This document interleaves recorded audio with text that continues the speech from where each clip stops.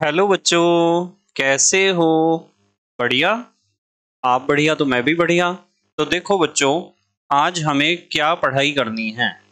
आज है हमारे पास कक्षा 10 का विज्ञान का अध्याय नंबर 7, जिसका नाम है नियंत्रण एवं समन्वय। इंग्लिश में आप कह सकते हो कंट्रोल एंड कोऑर्डिनेशन। तो आज हमें क्लास 10th के साइंस के चैप्टर नंबर 7 को डिस्कस करना है।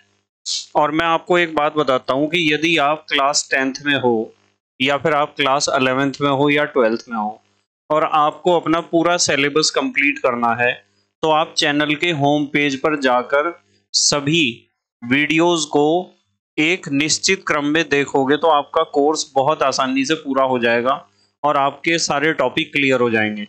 इस बात की 100% गारंटी है। बस आपको एक चीज ध्यान रखनी पड़ेगी कि आपको करना क्या है। आपको, यदि आप क्लास 10th में हो या क्लास 11th में हो या 12th में हो, क्योंकि अभी मैंने इन 3 क्लासों के बारे में ही सिलेबस अपलोड किया है। इन 3 क्लासेस का ही सिलेबस अपलोड किया है। क्लास 10th पे अभी हम फिलहाल काम कर रहे हैं, जैसा कि आपको पता ही होगा। तो आपको या तो चैनल के होम पर जाना चाहिए और चैनल के होम पर जाकर वहां से आपको सबसे ऊपर सारे यूनिट दिखाई देंगे आपको क्लास 12th के, और उसके नीचे क्लास 11th के आएंगे और उसके बाद आएंगे क्लास 10th के। तो 10th में यदि आप हो तो 10th की प्लेलिस्ट को आपको फॉलो करना चाहिए। और 10th में आपको दो तरह की प्लेलिस्ट मिलेंगी। एक तो ऐसी प्लेलिस्ट मिलेगी जिसमें वन शॉट वीडियो हैं और बड़े बड़े वीडियो हैं, और एक आपको ऐसी प्लेलिस्ट मिलेगी जिसमें टॉपिक वाइज छोटे छोटे वीडियो हैं।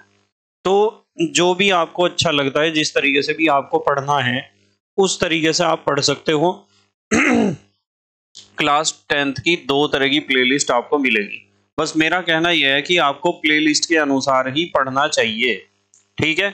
और जब आप चैनल के होम पर जाओगे तो आप होम पर जाते ही सबसे ऊपर आपको एक वीडियो दिखाई देगी, how to study with KMD Saharanpur. तो उस वीडियो पे यदि आप क्लिक करोगे, उस वीडियो पे क्लिक करते ही आपको पता चलेगा कि हमें चैनल से पढ़ाई किस तरीके से करनी है। मतलब ये बातें बच्चों के समझ में ही नहीं आती हैं। बच्चे चैनल में तो घुस जाते हैं पर उन्हें यूं नहीं पता चलता कि मेरी क्लास का मटेरियल कहाँ मिलेगा। तो इस चीज का यदि पता करना है तो आपको चैनल के होम पेज पर सबसे ऊपर जो वीडियो मिलती है, how to study with KMD Saharanpur, उस वीडियो को जरूर देख लेना है। उस वीडियो को देखने के बाद आपको पूरा स्पष्ट हो जाएगा कि आपको पढ़ाई किस तरीके से करनी है। ठीक है बेटे, चलो स्टार्ट करते हैं अपना चैप्टर, लेसन नंबर 7, नियंत्रण एवं समन्वय या कंट्रोल एंड कोऑर्डिनेशन। तो यहाँ सबसे पहला सवाल क्या है? सबसे पहला सवाल यह है कि उद्दीपन या स्टिमुलस का क्या मतलब है।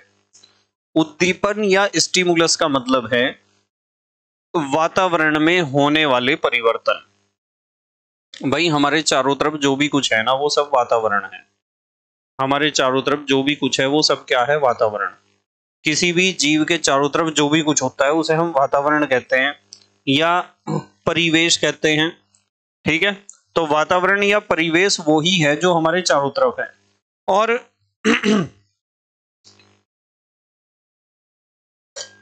हमारे चारों तरफ जो वातावरण है उसमें जो भी कोई परिवर्तन होता है, कैसा भी परिवर्तन हो सकता है, बहुत सारे परिवर्तन हो सकते हैं। जैसे कि मैं आपको बताता हूं, ऐसे परिवर्तन हो सकते हैं जैसे वातावरण में अचानक से ठंड होगी, गर्मी होगी, ठीक है, धूप निकल गई, बरसात होगी, ठीक है, या फिर आपके आसपास जो आपके दोस्त बैठे हुए हैं या फैमिली मेंबर्स हैं, वे भी वातावरण का हिस्सा ही हैं।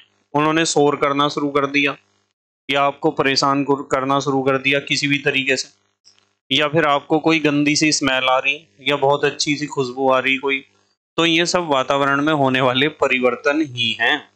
और इन विभिन्न प्रकार के परिवर्तनों को जो वातावरण में होते हैं, इन परिवर्तनों को ही हम कहते हैं उद्दीपन या स्टिमुलस। ध्यान रखोगे। फिर हमें डिस्कस करना है अनुक्रिया। अनुक्रिया को कहते हैं रेस्पॉन्स। अनुक्रिया या रेस्पॉन्स, उद्दीपन के प्रति दिखाई गई अनुक्रिया। अब यहाँ हमने हेडिंग में भी अनुक्रिया लिख रखा है और इसकी जो परिभाषा लिखी है उसमें भी अनुक्रिया ही लिख दिया।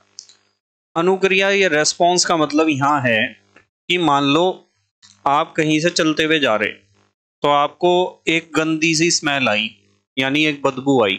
तो गंदी सी स्मेल जब आपको आएगी तो आप अपना नाक बंद करोगे, या तो हाथ से ही करोगे या तो रुमाल से करोगे, या अपनी सांस रोक दोगे कि मैं जब तक ये बदबू आती रहेगी जब तक सांस नहीं लूंगा। तो जो वातावरण में परिवर्तन होता है ना, जिसे हम उद्दीपन कहते हैं, उसके लिए या उसकी उपस्थिति में या उसके अगेंस्ट जो हम रिएक्शन दिखाते हैं, अनुक्रिया करते हैं, रेस्पॉन्स जो हमारा होता है, उसे ही कहते हैं हम उद्दीपन के प्रति अनुक्रिया। जैसे मैंने कहा कि आप चलते हुए जा रहे, कहीं आपको स्मेल आई, बदबू सी आई, तो आप अपना नाक बंद कर लोगे, तो आपको जो बदबू आई वो तो उद्दीपन है, और आपने जो अपना नाक बंद कर लिया वो अनुक्रिया है। ठीक है। जैसे आप नंगे पैर चलते हुए जा रहे, आपके पैरों में चप्पल या जूते नहीं है, और आपने अचानक से किसी कांटे के ऊपर पैर रख दिया या किसी अंगारे के ऊपर पैर रख दिया, तो आप जैसे ही कांटे या अंगारे के ऊपर पैर रखोगे तो आपका पैर क्या होगा, ऊपर उठेगा एकदम अचानक से। इसे कहते हैं अनुक्रिया। ठीक है। अब यदि आपको बहुत तेज भूख लग रही और आप किसी मिठाई की दुकान के सामने से गुजर रहे, और वहां आपको रसगुल्ले, बर्फी, इमरती, बहुत अच्छी अच्छी मिठाइयां दिखाई दे रही, तो आप उन मिठाइयों की तरफ ललचाओगे ना। तो जो आपको लालच आ रहा, आपके मुंह में पानी आ रहा मिठाइयों को देख के, वो क्या है, अनुक्रिया। और जो दुकानों पे मिठाई रखी हुई हैं जो आपको दिखाई दी, में क्या है, उद्दीपन। तो कोई भी उद्दीपन जब होता है तो उसके लिए हमारा शरीर या किसी भी जीव का शरीर अनुक्रिया करता है। ठीक है। तो इसे ही हम कहते हैं अनुक्रिया। उसके बाद अगली बात करते हैं हम नियंत्रण की। नियंत्रण या होमियोस्टेसिस। नियंत्रण या होमियोस्टेसिस का मतलब होता है जीवों में बाहरी तथा भीतरी वातावरण के बीच संतुलन बनाए रखने की क्षमता। जितने भी जीव हैं उनमें बाहरी और अंदर वाला वातावरण, एक तो बाहरी वातावरण तो वो है जो हमारे चारों तरफ है, और भीतरी वातावरण वो है जो हमारे शरीर के अंदर है। जैसे शरीर के अंदर बहुत सारा पानी है, खून है, ब्लड सर्कुलेशन, श्वसन तंत्र है, पाचन तंत्र है, उत्सर्जन तंत्र है, बहुत सारे सिस्टम है ना हमारे शरीर के अंदर। उन सारे सिस्टम को हम कहते हैं भीतरी वातावरण। ठीक है। तो जीवों में बाहरी तथा भीतरी वातावरण के बीच जो संतुलन बनाए रखने की जो क्षमता होती है उसे कहते हैं नियंत्रण या होमियोस्टेसिस। ठीक है। अब हम बात करते हैं समन्वयन की। समन्वयन कहो या समन्वय, ये चैप्टर का नाम है हमारे, नियंत्रण तथा समन्वय। समझ रहे ना आप। नियंत्रण का मतलब, होमियोस्टेसिस का मतलब जीवों में बाहरी तथा भीतरी वातावरण के बीच संतुलन बनाए रखने की क्षमता। समन्वयन का मतलब क्या होता है कि जो होमियोस्टेसिस में सामान्य स्थिति बनाए रखने की प्रतिक्रियाओं को समन्वय कहते हैं। जो होमियोस्टेसिस है यानी जो नियंत्रण है, जो बाहरी और भीतरी वातावरण के बीच संतुलन बनाना है, उसमें जो सामान्य स्थिति होनी चाहिए वो बनाए रखने के लिए जो प्रतिक्रियाओं को हम अपने जीवन में सम्मिलित करते हैं, जो प्रतिक्रियाएं होती हैं, जो रिएक्शंस होती हैं, उन सब को कुल मिला के हम कहते हैं समन्वयन। अब मैं दोबारा इन सारी बातों को एक्सप्लेन करता हूं, आपको ये बेसिक्स समझने बहुत जरूरी हैं। सबसे ऊपर हमने पढ़ा उद्दीपन। ये क्या पढ़ा, उद्दीपन। उद्दीपन का मतलब है वातावरण में होने वाला परिवर्तन, और वातावरण से तात्पर्य यहाँ ज्यादातर बाहरी वातावरण का ही है। फिर हमने पढ़ा अनुक्रिया। अनुक्रिया का मतलब क्या बताया, उद्दीपन के प्रति दिखाई गई अनुक्रिया। उद्दीपन जो भी हुआ उसके लिए हमने क्या रेस्पॉन्स दिया। किसी ने अच्छा सा गीत सुनाया तो हम क्या करेंगे, हमें बहुत अच्छा महसूस होगा अंदर से, शायद हम ताली भी बजाएं, क्लैपिंग भी करें। ये अनुक्रिया है जो उद्दीपन के लिए हम करते हैं। वो उसके फेवर में भी हो सकती है, उसके अगेंस्ट भी हो सकती है। जब कोई अच्छा उद्दीपन होता है तो उसके फेवर में हम अनुक्रिया करते हैं, और जब कोई बुरा उद्दीपन होता है तो उसके अगेंस्ट हम अनुक्रिया करते हैं। ठीक है ना। नियंत्रण या होमियोस्टेसिस का मतलब है जो हमारा बाहरी वातावरण है और अंदर वाला, शरीर के अंदर वाला वातावरण है, उनके बीच संतुलन बनाना। संतुलन बनाने की क्षमता बाहरी और भीतरी वातावरण के बीच, इसे हम कहते हैं नियंत्रण या होमियोस्टेसिस। ठीक है। उसके बाद हमने पढ़ा समन्वयन। समन्वयन का मतलब होता है होमियोस्टेसिस में सामान्य स्थिति बनाए रखने की प्रतिक्रियाओं को समन्वयन कहते हैं। यानी बाहरी और भीतरी वातावरण में जो संतुलन बनाना है, उस संतुलन में जो सामान्य स्थिति होगी, उस सामान्य स्थिति को मेंटेन करने के लिए जितनी भी प्रतिक्रियाएं हमें हमारा शरीर करेगा, उन प्रतिक्रियाओं को कुल मिलाकर हम कहते हैं समन्वयन। क्या कहते हैं? समन्वयन। तो ये तो हुए बेसिक्स। अब आते हैं हम असली चैप्टर की स्टार्टिंग यहां से करते हैं। देखो ये चार चीज तो आपको पता ही होनी चाहिए जो अभी हमने डिस्कस किए हैं। हम अब डिस्कस करेंगे जंतुओं में समन्वयन, ये कोऑर्डिनेशन इन एनिमल्स, मतलब जंतुओं में समन्वयन कैसे होता है या एनिमल्स में कोऑर्डिनेशन कैसे होता है। इसमें सबसे पहले पढ़ेंगे एक कोशिकीय जंतुओं में समन्वयन। आप सबको पता है कि एक कोशिकीय जंतु कौन से होते हैं? जिनमें केवल एक कोशिका पाई जाती है, या फिर जिनका शरीर केवल एक कोशिका का बना होता है। तो वे दो प्रकार की अनुक्रियाएं करते हैं समन्वयन के लिए। उनमें से पहली तो होती है स्वीकारात्मक या आकर्षण अनुक्रिया। स्वीकारात्मक या आकर्षण अनुक्रिया का क्या मतलब है? इसका मतलब है जो बाहरी उद्दीपन है उसके लिए पॉजिटिव रेस्पॉन्स देना। जैसे जंतु का उद्दीपन स्रोत की ओर आकर्षित होना। जैसे इसका एक एग्जाम्पल है अमीबा का भोजन की ओर आकर्षित होना। अमीबा क्या करता है? यदि अमीबा को भोजन दिखाई दिया तो अमीबा क्या करेगा? भोजन की तरफ दौड़ा चलाएगा, उसकी तरफ आकर्षित होगा। तो उसे भोजन जो दिखाई दिया ना, वो तो है उद्दीपन, और वो जो भोजन की तरफ को आकर्षित हो रहा, उसकी तरफ दौड़ रहा, वो है अनुक्रिया। तो एक कोशिकीय जंतुओं में दो प्रकार की अनुक्रियाएं होती हैं, जिनमें हमने पहली पढ़ी स्वीकारात्मक या आकर्षण अनुक्रिया। जंतु का उद्दीपन स्रोत की ओर आकर्षित होना, जो उद्दीपन है उसकी तरफ यदि वो आकर्षित हो रहा है तो ऐसी अनुक्रिया को आप कहोगे स्वीकारात्मक या आकर्षण अनुक्रिया।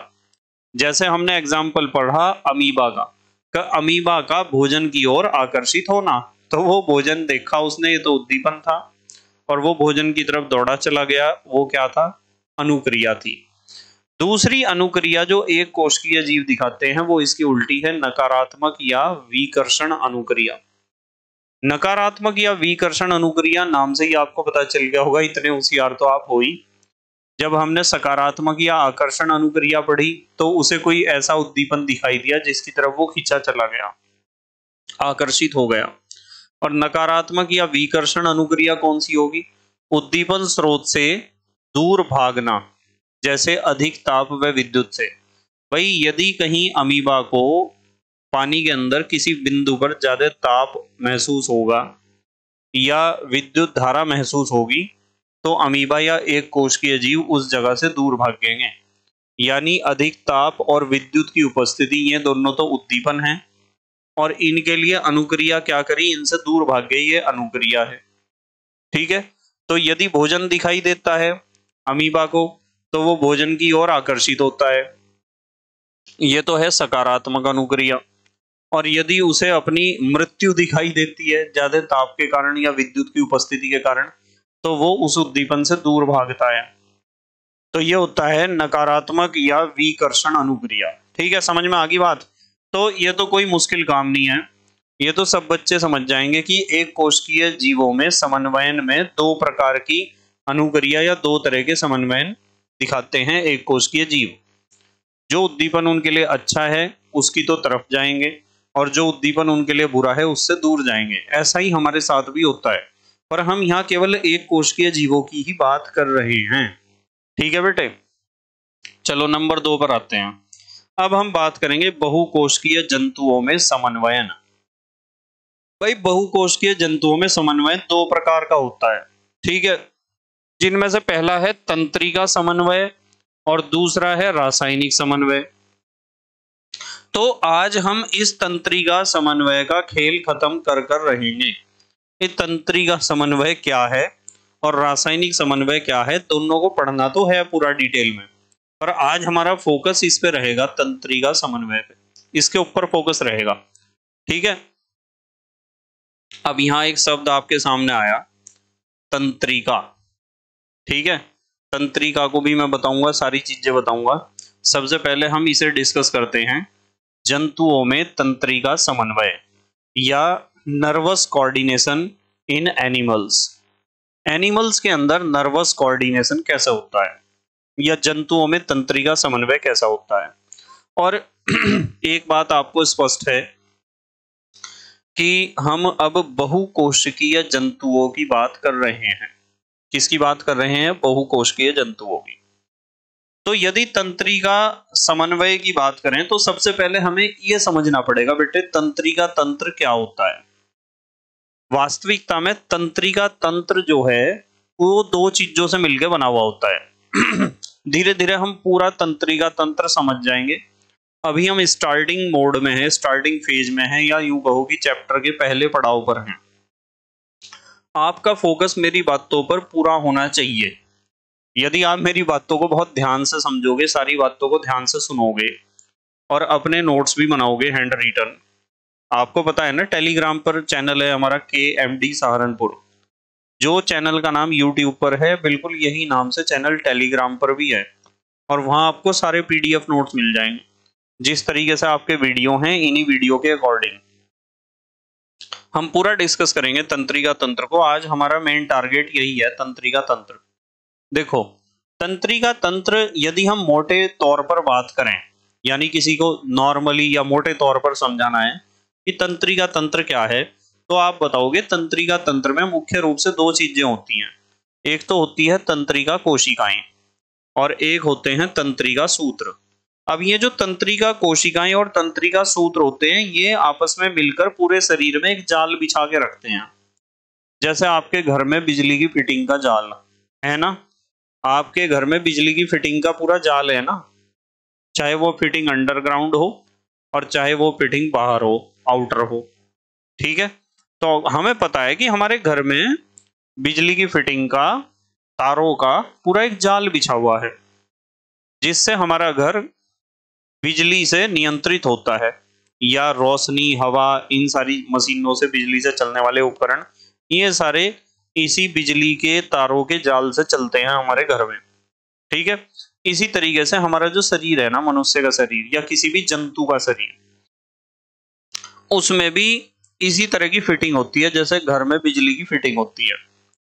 और जिस तरह घर में बिजली की फिटिंग में आपको बहुत सारे तार चाहिए ना, इसी तरह हमारे शरीर में जो तंत्रिका तंत्र है वो एक तरह का बिजली की फिटिंग ही है, और उसमें दो तरह की चीज चाहिए। एक तो चाहिए तंत्रिका कोशिकाएं और एक चाहिए तंत्रिका सूत्र। ठीक है, ये दोनों अलग अलग चीज हैं, इन्हें भी समझाऊंगा मैं क्या है। अभी आपको एक बात और समझनी कि तंत्रिका समन्वय के स्तर दो हैं, यानी ये जो तंत्रिका तंत्र है वो हमारी पूरी बॉडी को कंट्रोल करता है। दो तरीके से करता है जी कंट्रोल, हर एक बात को ध्यान से समझना है। ये जो तंत्रिका तंत्र है, इसमें दो चीजें हैं, तंत्रिका कोशिकाएं और तंत्रिका सूत्र। इनका पूरा जाल बना हुआ है हमारी बॉडी के अंदर, और उस पूरे जाल को, उस पूरे नेटवर्क को हम कहते हैं तंत्रिका तंत्र। फिर मैंने आपको कहा कि तंत्रिका समन्वय के स्तर कितने हैं? दो हैं, यानी दो तरीके से हमारी बॉडी तंत्रिका तंत्र द्वारा कंट्रोल होती है। उसमें जो पहला स्तर है वो है आंतरिक अंगों पर नियंत्रण। भाई, हमारे शरीर के जो आंतरिक अंग हैं, जैसे हृदय है, हृदय की धड़कन कितनी तेज होनी चाहिए, कितनी कम होनी चाहिए। आहार नाल है, भोजन की नली, वो उसमें खाना कितनी जल्दी पचना चाहिए, क्या क्या चीजों की जरूरत है। फेफड़े, उन्हें ऑक्सीजन कितनी उठानी चाहिए, कार्बन डाइऑक्साइड कितनी छोड़नी चाहिए। वृक्क आदि पर, ये जितने भी शरीर के अंदर वाले पार्ट्स हैं ना, यहाँ तो हमने 1 2 3 4 पार्ट ही लिखे, हृदय, आहार नाल, फेफड़े और वृक्क। ये सारी चीजें पढ़ा दी मैंने आपको। मैंने हृदय भी आपको पढ़ा दिया था पिछले चैप्टर में, पूरा डिटेल में एक्सप्लेन कर दिया था हृदय को। और बेटे आहार नाल, ये भी पूरा डिटेल में एक्सप्लेन कर रखा है। फेफड़े भी पूरे डिटेल में एक्सप्लेन कर रखे हैं, और वृक्क भी, और ये आने भी चाहिए आपको। तो ये जितने भी बॉडी के इंटरनल ऑर्गन्स हैं, इंटरनल पार्ट्स हैं, इनके ऊपर भी तंत्रिका तंत्र नियंत्रण करता है, और इसे हम कहते हैं आंतरिक अंगों पर नियंत्रण। किसका? तंत्रिका तंत्र का। दूसरा स्तर है या दूसरा लेवल है बाहरी उद्दीपनों के प्रति अनुक्रिया। जैसे सर्दी हुई तो हम सिकुड़ गए, गर्मी हुई तो हमें हवा की जरूरत है, ठीक है, बरसात हुई तो हम बारिश से बच रहे। तो ये जितने बाहरी उद्दीपन हैं कि बहुत तेज आवाज आई तो हमने कान बंद कर लिए, तो बाहरी उद्दीपनों के प्रति जो अनुक्रिया होती है ये भी तंत्रिका तंत्र के द्वारा ही क्या होती है, नियंत्रित होती है। तो यहाँ हमने क्या क्या बातें पढ़ी, देखो ध्यान से। हमने पढ़ा जंतुओं में तंत्रिका समन्वय, तंत्रिका तंत्र इसमें सबसे पहले पढ़ा। तंत्रिका तंत्र में दो चीजें होती हैं, तंत्रिका कोशिकाएं और तंत्रिका सूत्र। इन दोनों का जाल पूरी बॉडी में है, जैसे हमारे घर में बिजली के तारों का जाल है, फिटिंग है। फिर पढ़ा तंत्रिका समन्वय के स्तर कितने हैं, दो हैं। एक तो आंतरिक अंगों पर नियंत्रण करता है और एक बाहरी उद्दीपनों के प्रति अनुक्रिया करता है। दो तरीके से हमारा तंत्रिका तंत्र हमारी बॉडी के ऊपर कंट्रोल करता है। अब हम बात करेंगे ग्राही अंगों की। भाई ग्राही अंग आप इन्हें कह सकते हो रिसेप्टर ऑर्गन्स, या छोटी कक्षाओं में आपने इनका नाम पढ़ा था ज्ञानेंद्रियां। ज्ञानेंद्रियां नाम सुनते ही आपका दिमाग घूम गया होगा कि हाँ सर ये तो हमने पढ़ा था, कक्षा 6 में भी पढ़ा था, 5 में भी पढ़ा था। और आप जैसे कैसे अब क्लास 10th में पहुंच ही गए, या फिर आप किसी कंपटीशन की तैयारी कर रहे। ज्ञानेंद्रियां तो नाम सुना ही है आपने। ज्ञानेंद्रियां क्या होती हैं, जो हमें बाहरी वातावरण का ज्ञान कराती हैं। और बाहरी वातावरण में जो परिवर्तन होते हैं उन्हें हम क्या कहते हैं, उद्दीपन। तो यदि आपसे कोई पूछता है ज्ञानेंद्रियां किसे कहते हैं, तो आप कहोगे बाहरी वातावरण से उद्दीपन ग्रहण करने वाले अंग। नाम से ही पता चल रहा, ग्राही अंग। ग्राही अंग वातावरण में होने वाले उद्दीपन को ग्रहण करते हैं, इसलिए कहते हैं उन्हें ग्राही अंग, रिसेप्टर ऑर्गन्स। और ज्ञानेंद्रियां इन्हें इसलिए कहते हैं क्योंकि बाहरी वातावरण का हमें ज्ञान कराती हैं कि अब गर्मियों का मौसम है या सर्दियों का या बरसात का मौसम है। ठीक है, यहाँ ज्यादा शोर है, यहाँ ज्यादा शांति है। ठीक है, यहाँ अच्छे आदमी है या यहाँ बुरे आदमी है, यहाँ ज्यादा सुंदर सुंदर आदमी है या यहाँ ज्यादा सुंदर आदमी नहीं है। ठीक है, ये खाना ज्यादा टेस्टी है या ये खाना ज्यादा टेस्टी नहीं है। तो ये सारी चीजें जो हमारे शरीर के कुछ अंग हैं जो हमें ज्ञान कराते हैं बाहरी वातावरण का, और उन्हें हम कहते हैं ज्ञानेंद्रियां या ग्राही अंग। और ये 5 होते हैं, आंख, नाक, कान, जीभ और त्वचा। सबको पता है। आंख से हम देखते हैं, नाक से हम सूंघते हैं, सूंघ के तो पता चलता है कि खुशबू है या बदबू है। कुछ लोग तो दुनिया में ऐसे हैं जिन्हें पता ही नहीं खुशबू बदबू का, कंफ्यूज रहते हैं हमेशा। एक ऐसा ही मेरा दोस्त था, और वो एक बार मैं उसके साथ घूमने चला गया, बचपन की बात है, उसे पता नहीं था कि खुशबू और बदबू 2 शब्द होते हैं अलग अलग। उसे कुछ तीसरा ही शब्द पता था तीसरा शब्द पता था उसे। हम घूमने चले गए 5वीं या 6ठी क्लास की बात है, कंपनी गार्डन में, कंपनी बाग है हमारे शहर में ही। तो कंपनी बाग में घूमने चले गए, और वहां चमेली के या किसी और अच्छे से फूल की खुशबू आ रही थी, बहुत बढ़िया। तो उसने मुझे यूं कहा, यार कमल देख जरा, कितनी अच्छी सड़हद आ रही यहाँ से, कितनी अच्छी सड़हद आ रही मैंने कहा यार तू बेवकूफ है क्या, कुछ सड़हद नहीं, जब कुछ अच्छी आती है स्मेल तो उसे कहते हैं खुशबू, और जो बुरी स्मेल आती है उसे कहते हैं बदबू। तो खुशबू और बदबू इन शब्दों का प्रयोग करा कर। वो करता था अच्छी सड़हद और बुरी सड़हद। तो तो इसलिए आपको खुशबू और बदबू का पता होना चाहिए, गुड स्मेल और बैड स्मेल। तो नाक से ही तो पता चलती है हमें। भाई खाना किसी के यहाँ अच्छा बन रहा, पड़ोसियों के किसी किसी का नाक तो इतना बढ़िया ग्राही अंग है, इतनी बढ़िया ज्ञानेंद्रिय है कि पड़ोसियों के यदि कढ़ी बन रही होगी ना तो उसे पता चल जाएगी यहाँ कि मम्मी आज तो आंटी जी के यहाँ कढ़ी बन रही, मम्मी आज तो उनके यहाँ कद्दू बन रहा, मम्मी आज तो उनके यहाँ जो है मुर्गा बन रहा। ठीक है, तो कुछ बच्चे ऐसे हैं जो पहचान लेते हैं। ठीक है, तो आंख से हम देखते हैं वस्तुओं को, नाक से हमें खुशबू या बदबू का पता चलता है। ठीक है, और कान से हम सुनते हैं।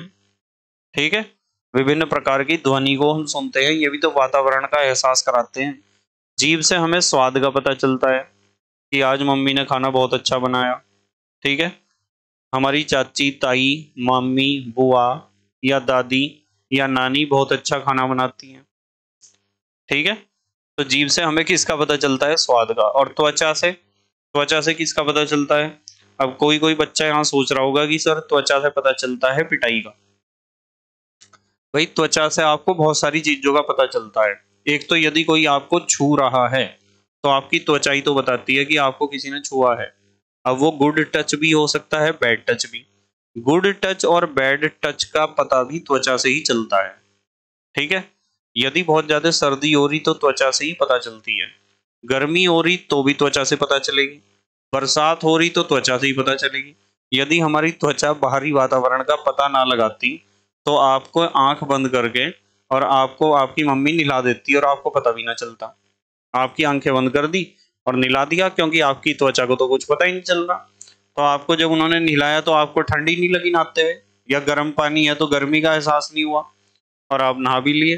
पर हमारी त्वचा तो बता देती है कि कैसा मौसम है और किसी ने किस तरीके से हमें छुआ है।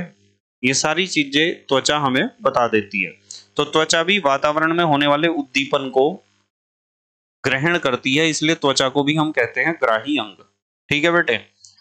तो ग्राही अंग तो पता चल गया। अब बात करते हैं कार्यकर अंग की। कार्यकर अंग को आप कार्यकारी अंग भी कह सकते हो। भाई बाहरी उद्दीपनों के प्रति अनुक्रिया करने वाले अंग। जैसे आपकी आंख ने कोई अच्छा सा फूल देखा तो आप शायद उस फूल को तोड़ना चाह रहे, उसकी तरफ जाओगे आप, तो आपके पैर कार्यकर अंग हैं।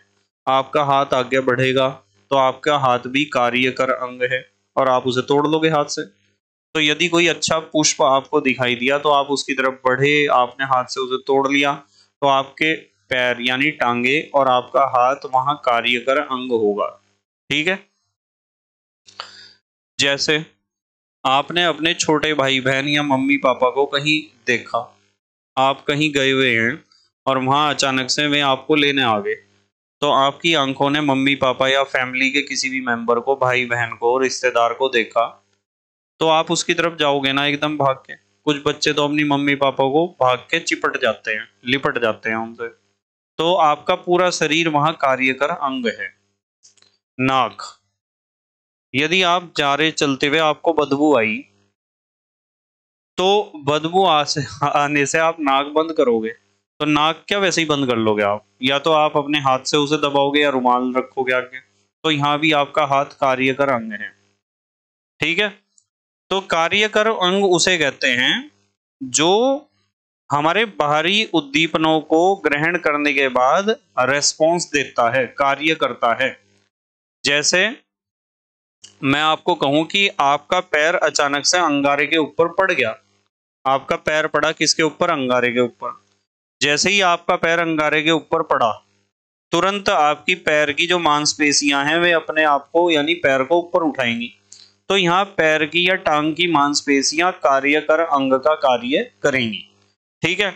चलो, एक ग्रीन कलर से बहुत बढ़िया पॉइंट लिखा हुआ है, इसके ऊपर ध्यान दो। तंत्रिका तंत्र की एक दूसरी परिभाषा। अभी तक हमने पढ़ा था कि तंत्रिका तंत्र में दो चीज होती हैं, एक तो तंत्रिका कोशिका और एक तंत्रिका तंतु। ठीक है। अब देखो आप इस परिभाषा को ऐसे भी लिख सकते हो कि तंत्रिका तंत्र में बहुत सारे तंत्रिका ऊतक होते हैं। ऊतक किसे कहते हैं पता है ना आपको? ऊतक का मतलब कोशिकाओं का समूह। A group of cells is called as tissue. ऊतक को इंग्लिश में कहते हैं हम टिश्यू। तो जो बहुत सारी तंत्रिका कोशिकाएं हैं, जब उनकी रचना और कार्यविधि एक जैसी होगी तो वे सारी आपस में मिलकर जब काम करती हैं तो उनके ग्रुप को हम कहते हैं तंत्रिका ऊतक। तो हमने कहा कि तंत्रिका तंत्र तंत्रिका ऊतकों से मिलकर बना होता है, और तंत्रिका ऊतक किससे मिलकर बने होंगे? तंत्रिका कोशिकाओं से, जिन्हें आप न्यूरॉन भी कहते हो। तो तंत्रिका तंत्र की यह भी परिभाषा दे सकते हो कि जब बहुत सारी तंत्रिका कोशिकाएं आपस में मिलती हैं तो तंत्रिका ऊतक बनता है, और जब तंत्रिका ऊतक आपस में मिलते हैं तो तंत्रिका तंत्र बनता है। यह भी परिभाषा आप दे सकते हो। ठीक है। चलो अगली बात करते हैं। ध्यान से देखना जरा। अब हम बात करेंगे, ये बहुत इंपॉर्टेंट टॉपिक है जो अब आपके सामने आया, बहुत इंपॉर्टेंट।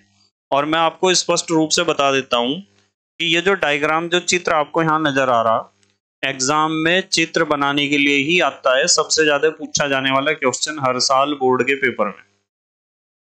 हमें पढ़ना है, थोड़ा सा पेज डाउन कर लूं, हमें पढ़ना है तंत्रिका कोशिका या न्यूरॉन की संरचना।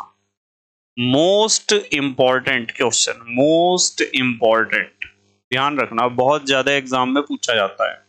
तंत्रिका कोशिका या न्यूरॉन की संरचना। हमारे शरीर में तंत्रिका कोशिकाओं का एक जाल बिछा हुआ है। जिस तरह हमारे घर में बिजली के तारों का जाल बिछा हुआ है, ठीक इसी तरीके से हमारी पूरे शरीर में तंत्रिका कोशिकाओं का एक बड़ा जाल बिछा हुआ है, और जिसमें बहुत सारी तंत्रिका कोशिका, एक तंत्रिका कोशिका दूसरी से जुड़ी हुई, दूसरी तीसरी से जुड़ी हुई, तीसरी चौथी जुड़ी हुई। और जिस तरह घर में हमारे बिजली के बॉक्स होते हैं ना लगे हुए, जिसमें बहुत सारे स्विच हैं, जिसे आप कहते हो स्विच बोर्ड। तो स्विच बोर्ड में तो इधर से भी तार आया, इधर से भी तार आया, इधर से भी तार आया, पता नहीं कितने तार आए और में जुड़ गए। इसी तरह एक तंत्रिका कोशिका में बहुत सारी तंत्रिका कोशिकाएं जुड़ सकती हैं। ठीक है, अब देखो ध्यान से, यहां हमें एक बात समझनी है। मैं सारे स्ट्रक्चर को बहुत डिटेल में समझाऊंगा। क्वेश्चन बहुत इंपॉर्टेंट है, आपका पूरा फोकस होना चाहिए, पूरा फोकस। यहां जो चित्र आपको नजर आ रहा, ये जो चित्र है, ये है तंत्रिका कोशिका, एक तंत्रिका कोशिका का चित्र है या एक न्यूरॉन का चित्र है। इसमें आपको एक चीज नजर आ रही होगी कि ऊपर का ये वाला जो हिस्सा है, ये एक हथेली जैसा है। जैसे मेरे हाथ है, ये हाथ है ना, इसे देखो, ये हथेली है, और हथेली में बहुत सारी उंगलियां, 1 2 3 4 5 उंगलियां हैं। तो तंत्रिका कोशिका ऐसी ही होती है, बिल्कुल। यहाँ एक चौड़ी सी हथेली होती है, उसमें बहुत सारी ब्रांच होती हैं, और उसमें एक बड़ी ब्रांच होती है। ठीक है, जैसे ये बड़ा है मेरा ब्रांच, और ये छोटी छोटी ब्रांचेज है। ऐसी ही होती है तंत्रिका कोशिका। पर तंत्रिका कोशिका की खासियत होती है एक, देखो मैं एक खासियत बताऊंगा इसकी। यदि इसकी लंबाई की बात करें तो यहाँ देखो ऊपर लिखा हुआ है 1.5 से 2 मीटर लंबी। तो तंत्रिका कोशिका 1.5 से 2 मीटर लंबी है। और वैसे अब तक हमने ये पढ़ा कि कोशिका का आकार इतना छोटा होता है कि हम उसे देख भी नहीं सकते हैं, और तंत्रिका कोशिका 1.5 से 2 मीटर लंबी बता दी हमने। यदि एग्जाम में क्वेश्चन आता है ना कि संसार की सबसे बड़ी कोशिका कौन सी होती है, या मनुष्य के शरीर की सबसे लंबी कोशिका, बड़ी नहीं लंबी, शरीर की सबसे लंबी कोशिका कौन सी होती है, तो आपको जवाब देना तंत्रिका कोशिका। इसकी लंबाई नॉर्मली 1.5 मीटर से 2 मीटर लंबी ये होती है, और 2 से ज्यादा भी हो सकती है। 1.5 से 2 तो एक तरह का औसत है। तो जब औसत में 1.5 से 2 आ रही, तो लेंथ तो 2 मीटर से ज्यादा भी होगी किसी किसी आदमी में। ठीक है, अब देखो ध्यान से जरा, इसके बारे में बात करेंगे। सबसे पहले हम बात करते हैं कि ये जो बीच वाला हिस्सा है, जिसे मैंने कहा था हथेली जैसा, इस पूरे हिस्से को, इस हथेली जैसे पूरे हिस्से को, यहां तक ये भी, ये उंगलियां भी सारी, इस पूरे हिस्से को हम कहते हैं कोशिका काय। क्या कहते हैं? कोशिका काय, कोशिका काय या साइटोन। मतलब ये जो तंत्रिका कोशिका है ना, इसमें मुख्य रूप से 3 हिस्से होते हैं। इसमें पहला हिस्सा यही है, कोशिका काय या साइटोन। इसमें ये सारी चीजें आती हैं, ये चौड़ा हिस्सा हथेली जैसा। ठीक है, उसके बाद इसमें बिल्कुल बीच में क्या होता है, ये बीच में क्या है, देखो क्या लिखा हुआ है, केंद्रक। बीच में क्या होता है, केंद्रक, ये केंद्रक है। और इसके अंदर जो ये उंगलियां निकली हुई हैं, ये प्रवर्ध हैं, ये छोटे वाले, ये प्रवर्ध, ये छोटे वाले, देख रहे आप, ये जो उंगलियां सी निकली हुई हैं, इन हर एक उंगली को हम कहते हैं उंगली। जैसे ये एक उंगली निकली, इसमें से फिर 3 हिस्से हो गए, एक ये हुआ, एक ये हुआ, और एक ये हुआ। इसके भी 3 हो गए, इसके 2 हुए, इसके 2 हुए, इसके 3 हो गए। ये जरूरी नहीं है कि इसके 2 होने थे और इसके 3 हिस्से होने थे, ये जरूरी नहीं है। किसी के 4 भी होंगे, किसी के 10 भी होंगे, कोई अकेला भी होगा। कुल मिला के बीच वाला हिस्सा जो है चौड़ा हथेली जैसा, ये तो कोशिका काय है या साइटोन है। और इसके कोशिका काय या साइटोन के बीच में क्या है, केंद्रक। ये क्या है, ये ये केंद्रक है। ठीक है, उसके बाद ये जो उंगलियों जैसी संरचनाएं जो आगे शाखित भी होगी, इन्हें कहते हैं हम डेंड्रोन। क्या कहते हैं? डेंड्रोन। ये दूसरा हिस्सा होता है तंत्रिका कोशिका का। ये उंगलियां सी क्या है? डेंड्रोन। अब आप एक उंगली को ध्यान से देखो, इस वाली उंगली को देख लो आप ध्यान से। आपको एक बात पता चल रही होगी, इस उंगली में आगे फिर छोटी छोटी उंगलियां निकल गई 3, और उनके अगले हिस्से फूले हुए हैं। तो ये जो छोटी छोटी उंगलियां आगे अलग से निकलती हैं, जिनके किनारे सिरे फूले हुए हैं, इन्हें हम कहते हैं डेंड्राइट्स। क्या कहते हैं? डेंड्राइट्स या द्रुमिका। डेंड्राइट्स कह दो या फिर द्रुमिका कह दो। तो ये अब तक मैंने आपको सिर्फ 4 चीजें बताई इसमें। सबसे पहली चीज क्या बताई? सबसे पहली चीज बताई कि हथेली जैसा जो चौड़ा हिस्सा होता है उसे कहते हैं कोशिकाकाई या साइटोन। कोशिकाकाई या साइटोन के बीच में होता है केंद्रक। उसके चारों तरफ जो छोटे छोटे प्रवर्ध या उंगलियां होती हैं उन्हें कहते हैं डेंड्रोन। और डेंड्रोन, हर एक डेंड्रोन के आगे बहुत छोटी छोटी उंगलियां और निकलेंगी, जिनके अगले सिरे फूले हुए होंगे। उन्हें हम कहते हैं डेंड्राइट्स या द्रुमिका।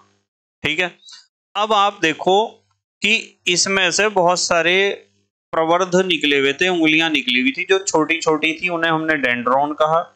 डेंड्रोन के आगे से भी जो छोटी छोटी ब्रांच निकली, जो जिनके सिरे फूले हुए थे, उन्हें हमने कहा डेंड्राइट्स।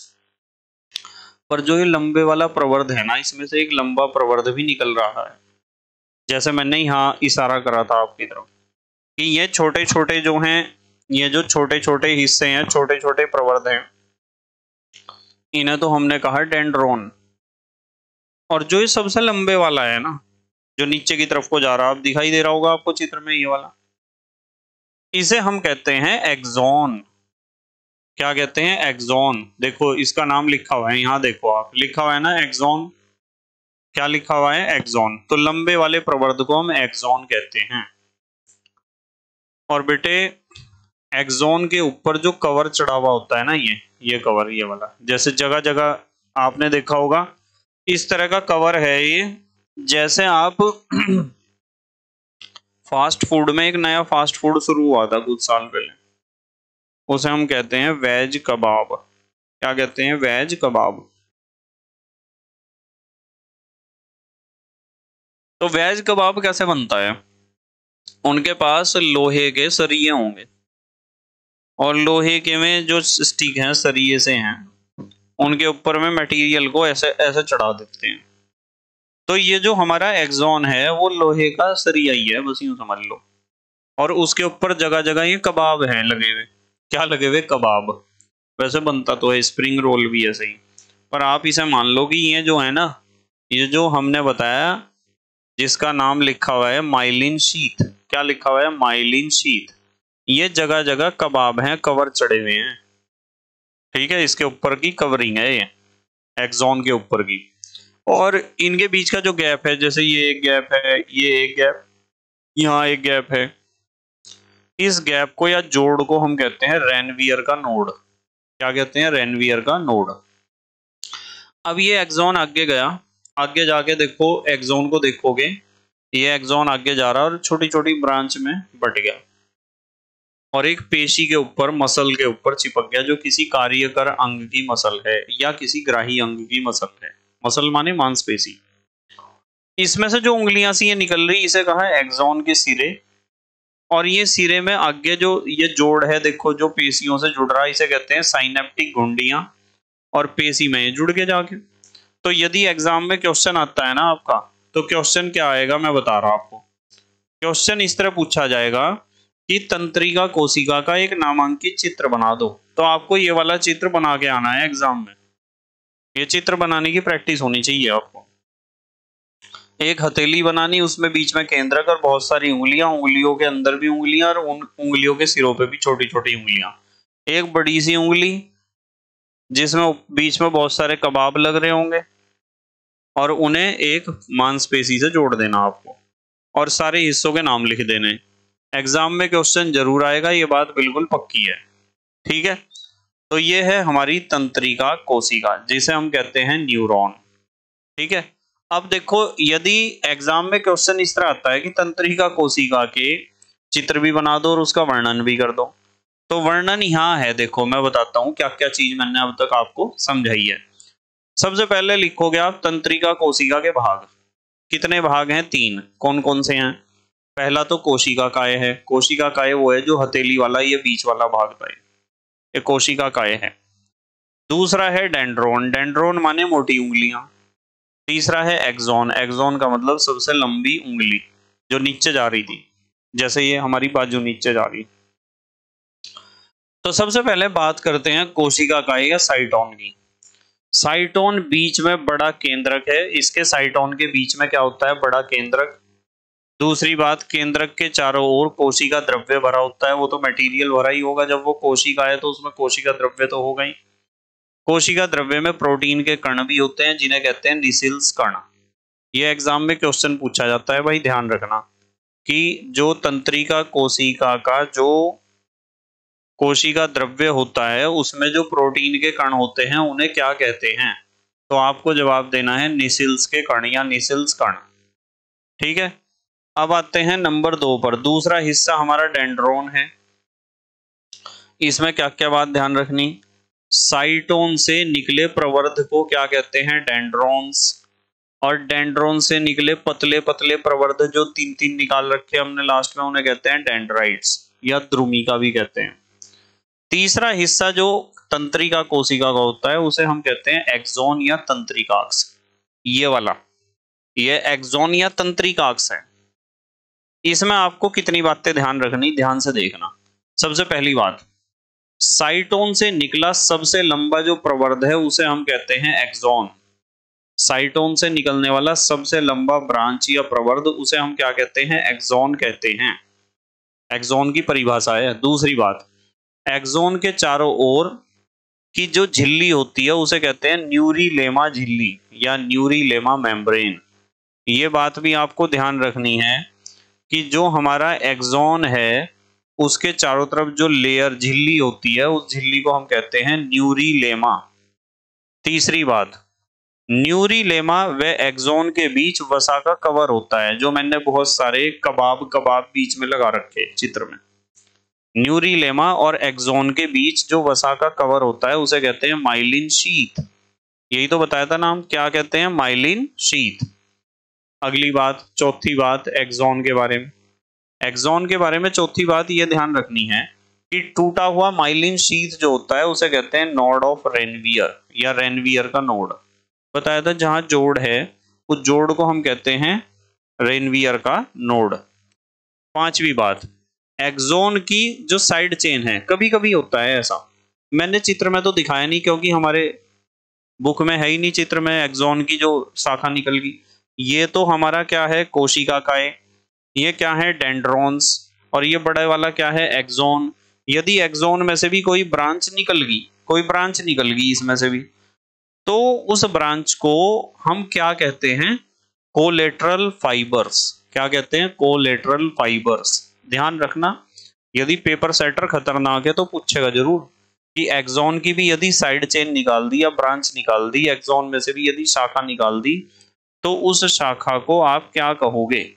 उस शाखा को आप कहोगे कोलेटरल फाइबर। छठी बात, एक्सोन के जो अंतिम सिरे हैं उन्हें कहते हैं सिनेप्टिक नोब्स या घुंडियां। और ये घुंडियां जुड़ती हैं दूसरे न्यूरॉन के डेंड्राइट से। ये घुंडियां जुड़ सकती हैं दूसरी न्यूरॉन माने तंत्रिका कोशिका के, डेंड्राइट्स माने पतली से भी पतली उंगलियों से, और उससे बनता है एक सिनेप्स।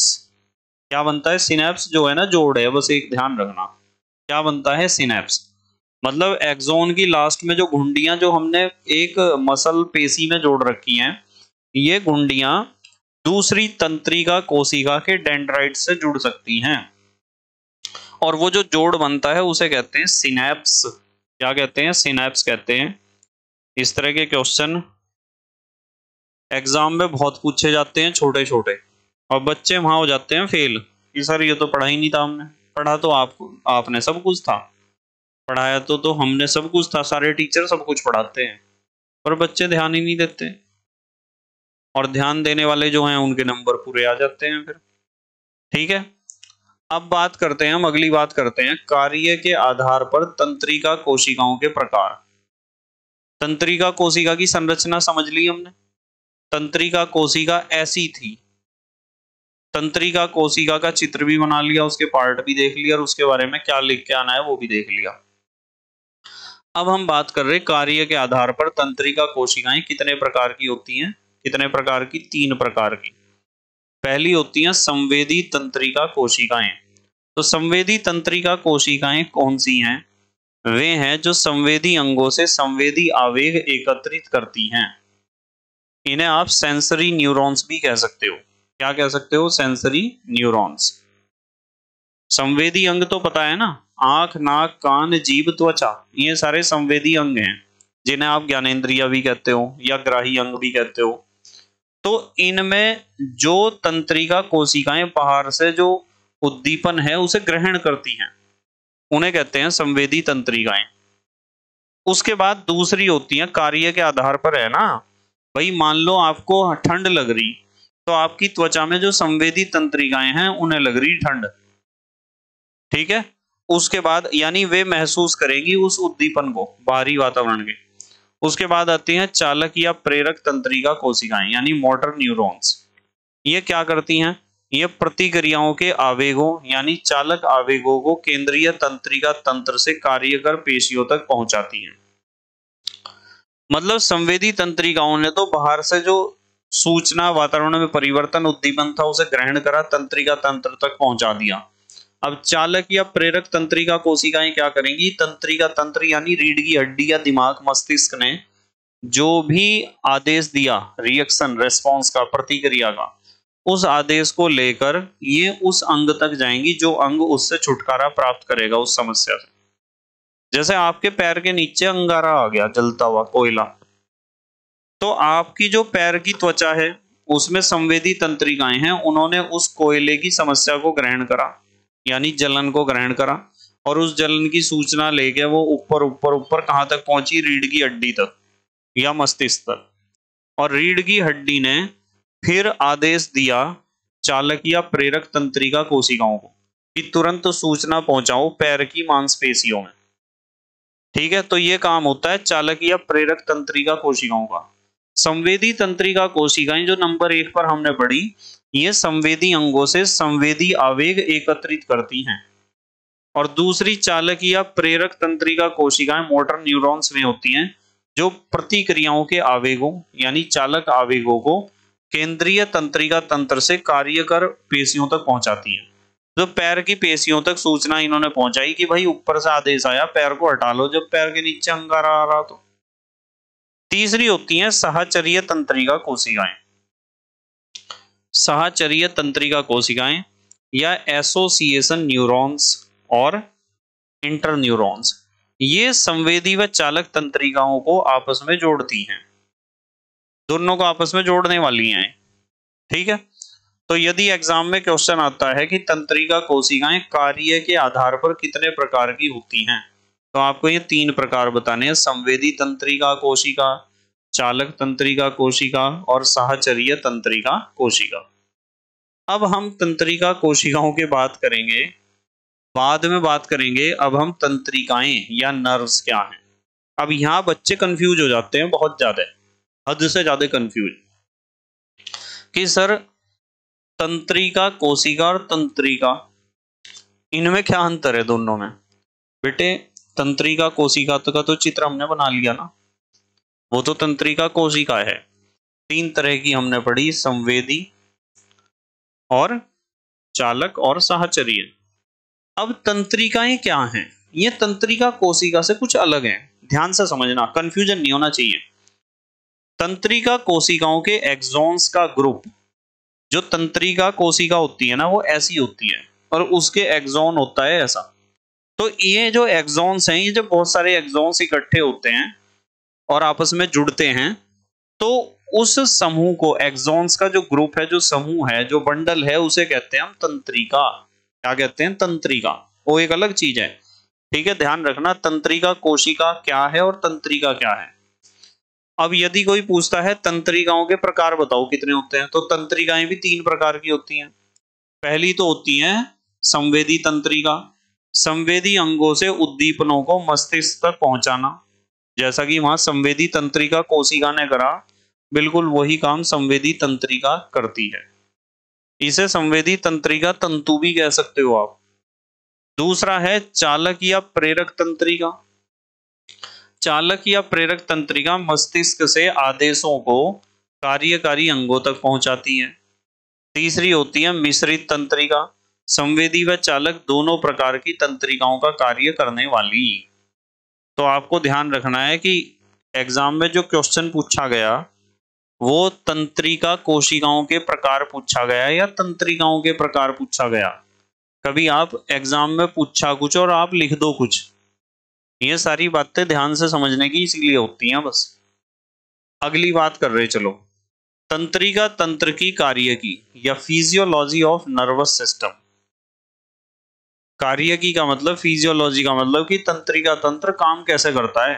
भाई अभी तक तो हमें क्या क्या पता चला, हमें यूं पता चला कि जिस तरह हमारे पूरे घर में बिजली के तारों की फिटिंग है, इसी तरीके से हमारे पूरे शरीर में तंत्रिका कोशिकाओं की, तंत्रिका तंतुओं की, तंत्रिकाओं की फिटिंग है पूरी बॉडी में, और वे हमारी बॉडी को नियंत्रित करते हैं, संतुलित करते हैं।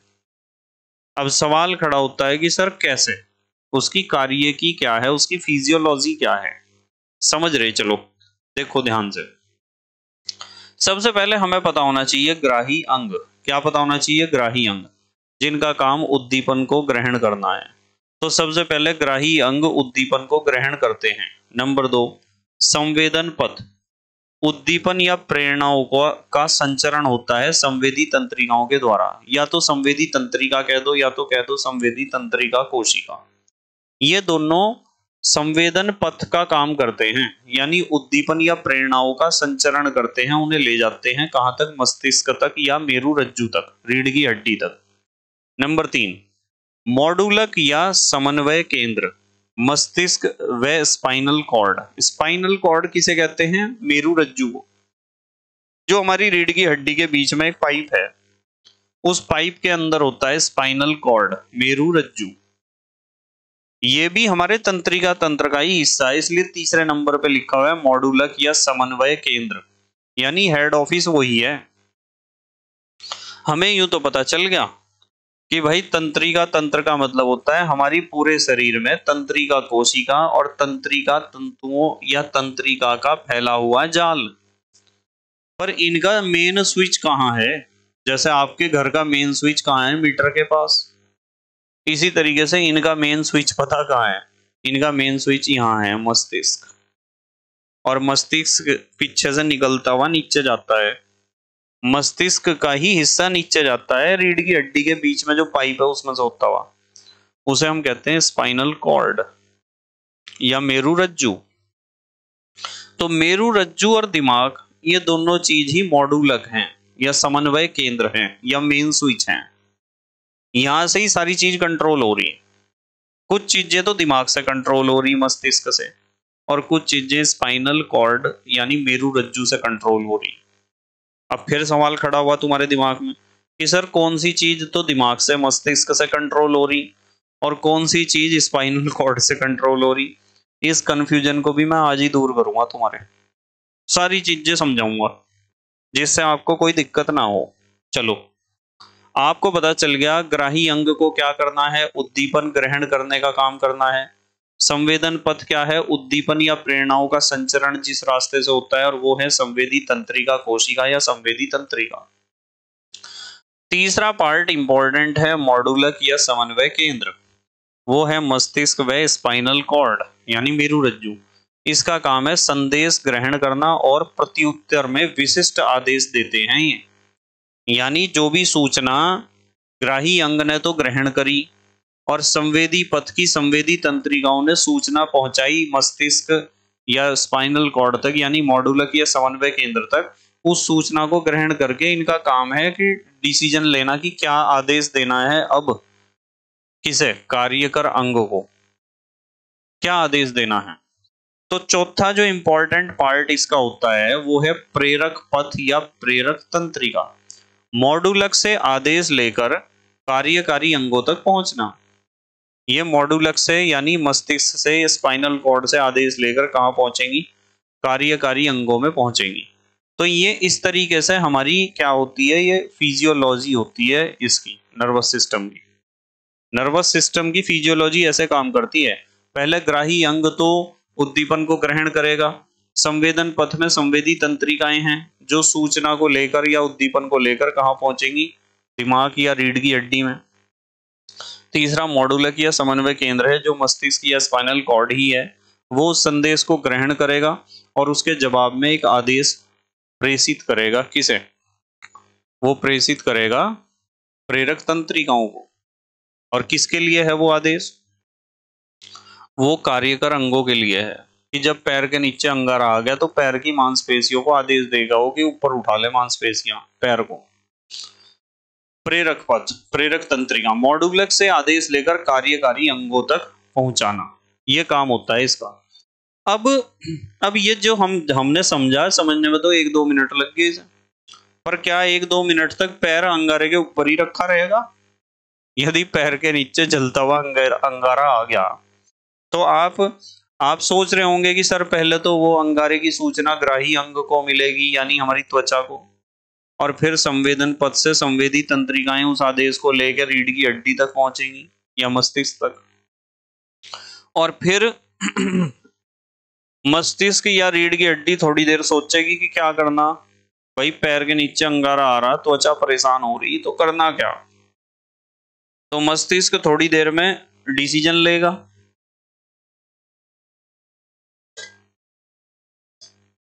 कि करना क्या है, और डिसीजन को लेके वो फिर उस अपने आदेश को क्या करेगा, फॉरवर्ड करेगा प्रेरक तंत्रिकाओं को, कि जाके सूचना देगा वो पैर की या टांग की मांसपेशी को कि उसे पैर को ऊपर उठा लो जब जल रहा तो अंगारे से। तो जितना टाइम हमें समझने में लगाना, इतनी देर में तो अंगारा पता नहीं कितनी हालत खराब कर देगा पैर की। ये काम जो है, भले ही यहाँ 4 स्टेप लिखे हुए, पर ये काम जो है ये फ्रैक्शन ऑफ सेकंड में हो जाता है। मतलब हमारा सिस्टम इतना तेज है काम करने में, तंत्रिका तंत्र, कि हम 1 सेकंड के छोटे से हिस्से में ही पैर जैसे ही रखा ना तुरंत उठा लोगे आप। जैसे ही अंगारे के ऊपर आपका पैर पड़ा तुरंत उठा लोगे। इसलिए उठा लोगे तुरंत क्योंकि नर्वस सिस्टम के चारों स्टेप 1 सेकंड के बहुत छोटे से हिस्से में सारे काम कर जाते हैं। और यदि किसी का दिमाग खराब हो गया ना, या किसी की रीढ़ की हड्डी में चोट लग गई, तो आपको पता ही है फिर क्या होगा। शरीर का कोई भी हिस्सा काम करना बंद कर सकता है। तो हमारे तंत्रिका तंत्र का जो मेन स्विच है वो मस्तिष्क और मेरु रज्जु ही है, स्पाइनल कॉर्ड। और सच्चाई तो यह है कि स्पाइनल कॉर्ड हमारे मस्तिष्क का ही एक भाग है। ठीक है, ध्यान रखना, अभी समझाऊंगा मैं आपको। अब हम बात करते हैं, अब आ जाओ मनुष्य का तंत्रिका तंत्र डिस्कस करेंगे, नर्वस सिस्टम ऑफ मैन। मनुष्य के तंत्रिका तंत्र को 3 भागों में बांटा गया है। 3 भाग हैं भाई तंत्रिका तंत्र के, हमारे ह्यूमन बींग्स के, मनुष्य के। पहला भाग है केंद्रीय तंत्रिका तंत्र या सेंट्रल नर्वस सिस्टम। दूसरा भाग है परिधीय तंत्रिका तंत्र या पेरिफेरल नर्वस सिस्टम। और तीसरा भाग है स्वायत्त तंत्रिका तंत्र या ऑटोनोमस नर्वस सिस्टम। अब मैं आपको बताऊं, जो ये पहला भाग है ना, ये पहला केंद्रीय तंत्रिका तंत्र या सेंट्रल नर्वस सिस्टम, यही सबसे खास है कार्य को लेकर भी और एग्जाम को लेकर भी। मतलब हमारे शरीर के लिए central nervous system plays an important role. और यदि हम पेरिफेरल नर्वस सिस्टम या ऑटोनोमस नर्वस सिस्टम की बात करें तो ये दोनों इतने खास नहीं है। जरूरत तो है इनकी, इनके बिना भी हमारा काम नहीं चलने का, पर चाहे तो आप अपने जीवन के हिसाब से देख लो, चाहे तो आप अपने पेपर के हिसाब से देख लो, एग्जाम के, दोनों के हिसाब से ही सेंट्रल नर्वस सिस्टम ज्यादा इंपॉर्टेंट है और इसे ही समझना ज्यादा जरूरी है। एग्जाम में भी इसी से ही क्वेश्चन आते हैं और हमें भी अपनी जिंदगी में इसी की ज्यादा जरूरत पड़ती है। ठीक है, क्या पता चला हमें पता चला मनुष्य का तंत्रिका तंत्र में कितने भाग हैं? 3। केंद्रीय तंत्रिका तंत्र, परिधीय और स्वायत्त तंत्रिका तंत्र। तो हमारा जो इम्पोर्टेंट पार्ट है उसे ही हम डिस्कस करेंगे। इंपॉर्टेंट पार्ट है केंद्रीय तंत्रिका तंत्र, केंद्रीय तंत्रिका तंत्र या सेंट्रल नर्वस सिस्टम। इसमें मस्तिष्क व मेरुरज्जु आते हैं, यानी मेन स्विच। समझ रहे हैं ना आप भाई, मस्तिष्क और मेरुरज्जु यही तो दो मेन स्विच हैं हमारी बॉडी के। जिसका मस्तिष्क ठीक है, जिसका मेरुरज्जु ठीक है, यानी स्पाइनल कॉर्ड, रीढ़ की हड्डी, वो बिल्कुल बढ़िया रहेगा, उसका जीवन बहुत मजे से बीत जाएगा। तो पहले हम बात करेंगे मस्तिष्क की। मस्तिष्क को हम ब्रेन कहते हैं, दिमाग भी कहते हैं। तो दिमाग के बारे में चित्र आपको नजर आ रहा होगा, इसे मैं बीच बीच में समझाता रहूंगा। आपको पता है ब्रेन जो वो ऐसा ही होता है देखने में, जैसा यहाँ चित्र बना हुआ है। आपको ध्यान रखना है कि खोपड़ी के कपाल में बंद मेरुरज्जु का अगला चौड़ा भाग मस्तिष्क कहलाता है। यानी हमारी जो रीढ़ की हड्डी है ना, मेरुरज्जु, वो हमारी गर्दन से होती हुई हमारी खोपड़ी के जो अंदर खाली जगह है, कपाल गुहा, उसमें घुस गई रीढ़ की हड्डी, और घुस के वहां जो है ना विकसित होगी, चौड़ी होगी, और उस चौड़े भाग को, वो रीढ़ की हड्डी का ही एक भाग है, मेरुरज्जु का ही एक भाग है, उस भाग को हम कहते हैं मस्तिष्क या ब्रेन या दिमाग या माइंड। ठीक है। इसमें एक बात ध्यान ये रखनी है कि 3 झिल्लियों से ढका हुआ होता है हमारा दिमाग। पहली तो होती है ड्यूरामेटर, दूसरी एरेक्नॉइड, और तीसरी पायामेटर। ये क्वेश्चन एग्जाम में पूछा जाता है कि हमारा जो मस्तिष्क है वो उसके ऊपर कितने लेयर्स हैं, कितनी झिल्लियां हैं। तो आपको बताना 3 झिल्ली। ठीक है। अगली बात, मस्तिष्क के भाग, 3 भाग होते हैं मस्तिष्क के। इन तीनों भागों को हमें पढ़ना है। सबसे पहले तो मैं आपको इस चित्र को समझा दूं, जरा इस चित्र को देख लो आप। इस चित्र में आपको देखना है, ऊपर से ही देखते हैं, ऊपर वाला जो हिस्सा ये एक बात बताता हूं आपको, ये हमारा स्पाइनल कॉर्ड था। नीचे देख रहे हैं स्पाइनल कॉर्ड, स्पाइनल कॉर्ड से आप आगे की तरफ जा रहे हैं, क्या आया, ये त्रिभुजाकार हिस्सा आया, ये एक त्रिभुज सा बना हुआ है यहाँ, इसे कहते हैं मेडुला ऑब्लांगेटा। इसके ऊपर गए तो आया मस्तिष्क का स्तंभ। इसके बारे में ज्यादा जानकारी प्राप्त करने की कोई आवश्यकता नहीं है, आपको स्पाइनल कॉर्ड का पता होना चाहिए। स्पाइनल कॉर्ड है, स्पाइनल कॉर्ड ऊपर जाके एक त्रिभुज से में बदल रही, ये मोटा सा हिस्सा जितना भी है इसे कहते हैं मेडुला ऑब्लांगेटा। उसके बाद मस्तिष्क का स्तंभ है, इसकी कोई आवश्यकता नहीं है। इसी के बराबर में है सेरिबेलम, ये गोल गोल हिस्सा जो है इसे क्या कहते हैं, सेरिबेलम। उसके बाद इसके जो ये मेडुला ऑब्लांगेटा और मस्तिष्क स्तंभ है, इसके पास ही यहाँ देखो इस जगह ये एक ग्रंथि है जिसे कहते हैं पिट्यूटरी ग्रंथि। यही पीनियल काय भी होती है। ये पिट्यूटरी ग्रंथि को हम हिंदी में कहते हैं पीयूष ग्रंथि, और पिट्यूटरी ग्रंथि कहो या पीयूष ग्रंथि कहो या मास्टर ग्रंथि कहो, मास्टर ग्लैंड। ये पिट्यूटरी ग्रंथि या पीयूष ग्रंथि एक ऐसी ग्रंथि होती है जो हमारे शरीर की बाकी सभी ग्रंथियों के ऊपर नियंत्रण रखती है या उन्हें कंट्रोल करती है, इसलिए इसे कहते हैं मास्टर ग्लैंड या मास्टर ग्रंथि। ध्यान रखना, एग्जाम में क्वेश्चन आता है कि मनुष्य के शरीर में कौन सी ग्रंथि को मास्टर ग्रंथि या मास्टर ग्लैंड कहा जाता है, तो आपका जवाब क्या होना चाहिए, पीयूष ग्रंथि या पिट्यूटरी ग्रंथि। ऊपर आओ, यहाँ जो है एक उभार सा आपको नजर आ रहा है जिसे कहते हैं ऑप्टिकल कियाज्मा। उसके ऊपर जो बीच वाला हिस्सा है, देखो ये तो पीछे वाला हिस्सा तो ये था, और बीच वाला हिस्सा ये लगभग बीच वाला हिस्सा है, और ये अगला हिस्सा है। जो ऊपर वाला हिस्सा है उसे मैं कहूंगा अगला हिस्सा। सबसे पिछला हिस्सा तो ये है, बीच वाला हिस्सा ये है, और अगला हिस्सा ये है। तो अब आगे हम यहाँ लिखा हुआ है देखो मध्य मस्तिष्क, ये मध्य मस्तिष्क आगे। मध्य मस्तिष्क में एक ये हाइपोथैलेमस है, और ये सफेद रंग का पदार्थ है। जब आप किसी डेड बॉडी को, लाश को अंतिम संस्कार के समय जलता हुआ देखोगे ना, और आप उसके सिर की तरफ जाके देखोगे, तो जब उसका सिर, बाल सारे जल जाएंगे, खोपड़ी के ऊपर की खाल जल जाएगी, तो आपको ऐसा जो है सफेद रंग का मस्तिष्क दिखाई देगा। ठीक है। यदि आप कभी ध्यान से देखोगे इन फ्यूचर, या आपने देखा होगा किसी भी लाश को, डेड बॉडी को अंतिम संस्कार के समय जलते हुए जब आप सिर की तरफ से देखोगे, तो आपको वो सिर जलने के बाद सफेद सफेद दिखाई देता है अंदर से, जिसे हमने कहा श्वेत पदार्थ। और ये मस्तिष्क ही होता है जो सफेद रंग का दिखाई देता है। इसमें बीच में एक भाग होता है कार्पस कैलोसम, इसे पढ़ेंगे। और ये धूसर पदार्थ है ऊपर। धूसर का मतलब क्या होता है पता है ना, एक तो डेंस और एक तो डार्क, धूसर पदार्थ।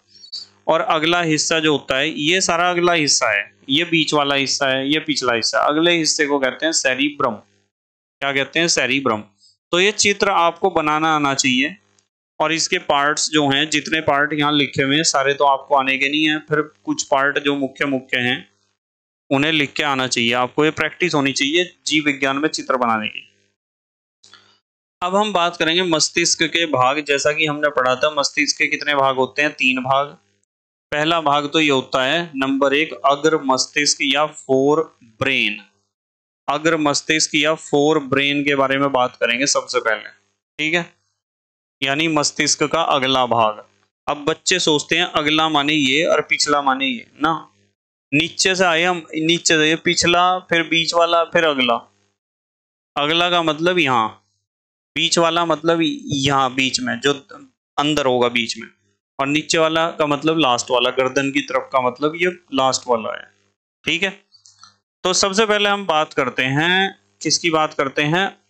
अग्र मस्तिष्क की। अग्र मस्तिष्क या फोर ब्रेन। इसके 2 भाग होते हैं, एक तो होता है प्रेमस्तिष्क, एक डाइनसेफेलॉन। प्रेमस्तिष्क को ही हम कहते हैं सेरिब्रम। जैसा कि चित्र में मैंने बताया था, यहाँ होता है सेरिब्रम, यहाँ ये सेरिब्रम है, जहां आपका गड्ढा सा होगा ना, जो छोटे बच्चे उनके यहाँ गड्ढा होगा एक, और उस गड्ढे के आसपास का हिस्सा जो होता है वो सेरिब्रम ही होता है। इसमें 2 गोलार्ध होते हैं, यानी आधे गोले 2। काम क्या है? देखने, सूंघने तथा स्पर्श के अलग अलग केंद्र होते हैं इसमें। जो हमें दिखाई देता है ना, वो भी सेरिब्रम या प्रेमस्तिष्क ही उसका सेंटर है। जो हम सूंघते हैं, बैड स्मेल, गुड स्मेल, वो भी सेरिब्रम का ही कमाल है। जो हमें कोई टच करता है, उसे हम महसूस करते हैं, वो भी सेरिब्रम का कमाल है। यह चेतना, स्मृति, तर्क व वृद्धि का भी केंद्र है। चेतना यानी प्रेजेंस ऑफ माइंड। भाई कोई आदमी ऐसा है जो बातों को जल्दी समझता है, हम कहते हैं कि वो चेतना उसकी बहुत अच्छी है। स्मृति पता ही आपको, मेमोरी। मेमोरी भी सेरिब्रम के ऊपर ही डिपेंड करती है, किसकी मेमोरी पावर कितनी है, याद रखने की क्षमता कहते हैं ना मेमोरी या स्मृति को। तर्क का मतलब समझते हो? जब हम किसी टॉपिक के ऊपर डिस्कशन करते हैं तो कुछ बच्चे तो ऐसे हैं जो बोलते ही नहीं बिल्कुल भी, और कुछ ऐसे हैं जो हर एक पॉइंट को बोलने का प्रयास करते हैं, या उनके दिमाग में नए नए आइडियाज आते हैं, तो उन्हें कहते हैं कि बच्चे के अंदर तर्क करने की क्षमता बहुत ज्यादा है। और तर्क करने की क्षमता भी दिमाग का ही खेल है। वह वृद्धि, आपके शरीर की वृद्धि भी प्रेमस्तिष्क या सेरिब्रम के ऊपर ही डिपेंड करती है। ये चीजें सेरिब्रम या प्रेमस्तिष्क के ऊपर डिपेंड करती हैं। और बेटे प्रेमस्तिष्क बहुत इंपॉर्टेंट पार्ट है एग्जाम के लिए भी और हमारे जीवन के लिए भी। मस्तिष्क के अन्य भागों पर नियंत्रण करता है प्रेमस्तिष्क, ठीक है। तो हमने पढ़ा कि जो हमारा अग्र मस्तिष्क है, फोर ब्रेन है, वो 2 पार्ट हैं, एक तो प्रेमस्तिष्क सेरिब्रम, एक डाइनसेफेलॉन, जैसा चित्र में हमने पढ़ा था डाइनसेफेलॉन को, ठीक है। डाइनसेफेलॉन इससे पीनियल काय तथा पिट्यूटरी ग्रंथि जुड़ी होती है। थोड़ा सा आइडिया दूंगा आपको, वैसे तो डिटेल में आप अगली क्लासेस में पढ़ोगे। बायोलॉजी के जो टीचर स्पेशलिस्ट होते हैं, क्लास 11th और 12th बीएससी वालों को जो बायोलॉजी पढ़ाते हैं, स्पेशली जूलॉजी, वो ज्यादा अच्छा एक्सप्लेन करते हैं। यहाँ तो हम मोटी मोटी बात करेंगे। आपको पता है कि मैं तो केमिस्ट्री का टीचर हूँ, पर हाँ हाई स्कूल लेवल तक का जीव विज्ञान में पढ़ा सकता हूँ बच्चों को। आपकी जो घर की छत है ना, कमरे की छत, उसके ऊपर बीच में एक पंखा लटक रहा, ठीक है। किसी किसी के कमरे में 2-3 पंखे लटक रहे होंगे जो ज्यादा अमीर आदमी है, पर एक पंखा तो लटक ही रहा होगा, और शायद एक भी ना लटक रहा हो, पर मान लो एक पंखा लटक रहा आपकी छत पे। तो हमारा जो दिमाग का ये जो सब ऊपर जो छोटे बच्चों के यहाँ सॉफ्ट होता है बहुत, यहाँ वो सिर की या दिमाग की छत है, और वहां पे एक पंखे जैसी चीज लटकी होती है जिसे कहते हैं पीयूष ग्रंथि और पीनियल काय, बिल्कुल ऐसी होती है। और डाइनसेफेलॉन में ही होती है। किस में होती है? डाइंसिफिलॉन में। और थैलेमस व हाइपोथैलेमस इसी के भाग हैं। अभी हमने पढ़ा था थैलेमस और हाइपोथैलेमस, इनके कार्य भी मैं आपको आगे सिखाऊंगा। उसके बाद आते हैं, हो गया हमारा अग्र मस्तिष्क हो गया। दो हिस्से हमने पढ़े अग्र मस्तिष्क में। एक तो पढ़ा हमने, क्या पढ़ा? अग्र मस्तिष्क में कितने पार्ट पढ़े? दो पार्ट पढ़े ना। एक तो ये देखो ऊपर, एक तो पढ़ा प्रमस्तिष्क या सेरिब्रम, एक पढ़ा डाइंसिफिलॉन। इसमें इंपॉर्टेंट कौन सा है? इसमें इंपॉर्टेंट यही है, प्रमस्तिष्क। ठीक है, ध्यान रखना कौन सा इंपॉर्टेंट है? प्रमस्तिष्क। चलो अब हम बात करते हैं अग्र मस्तिष्क के बाद मध्य मस्तिष्क की, बीच वाला दिमाग।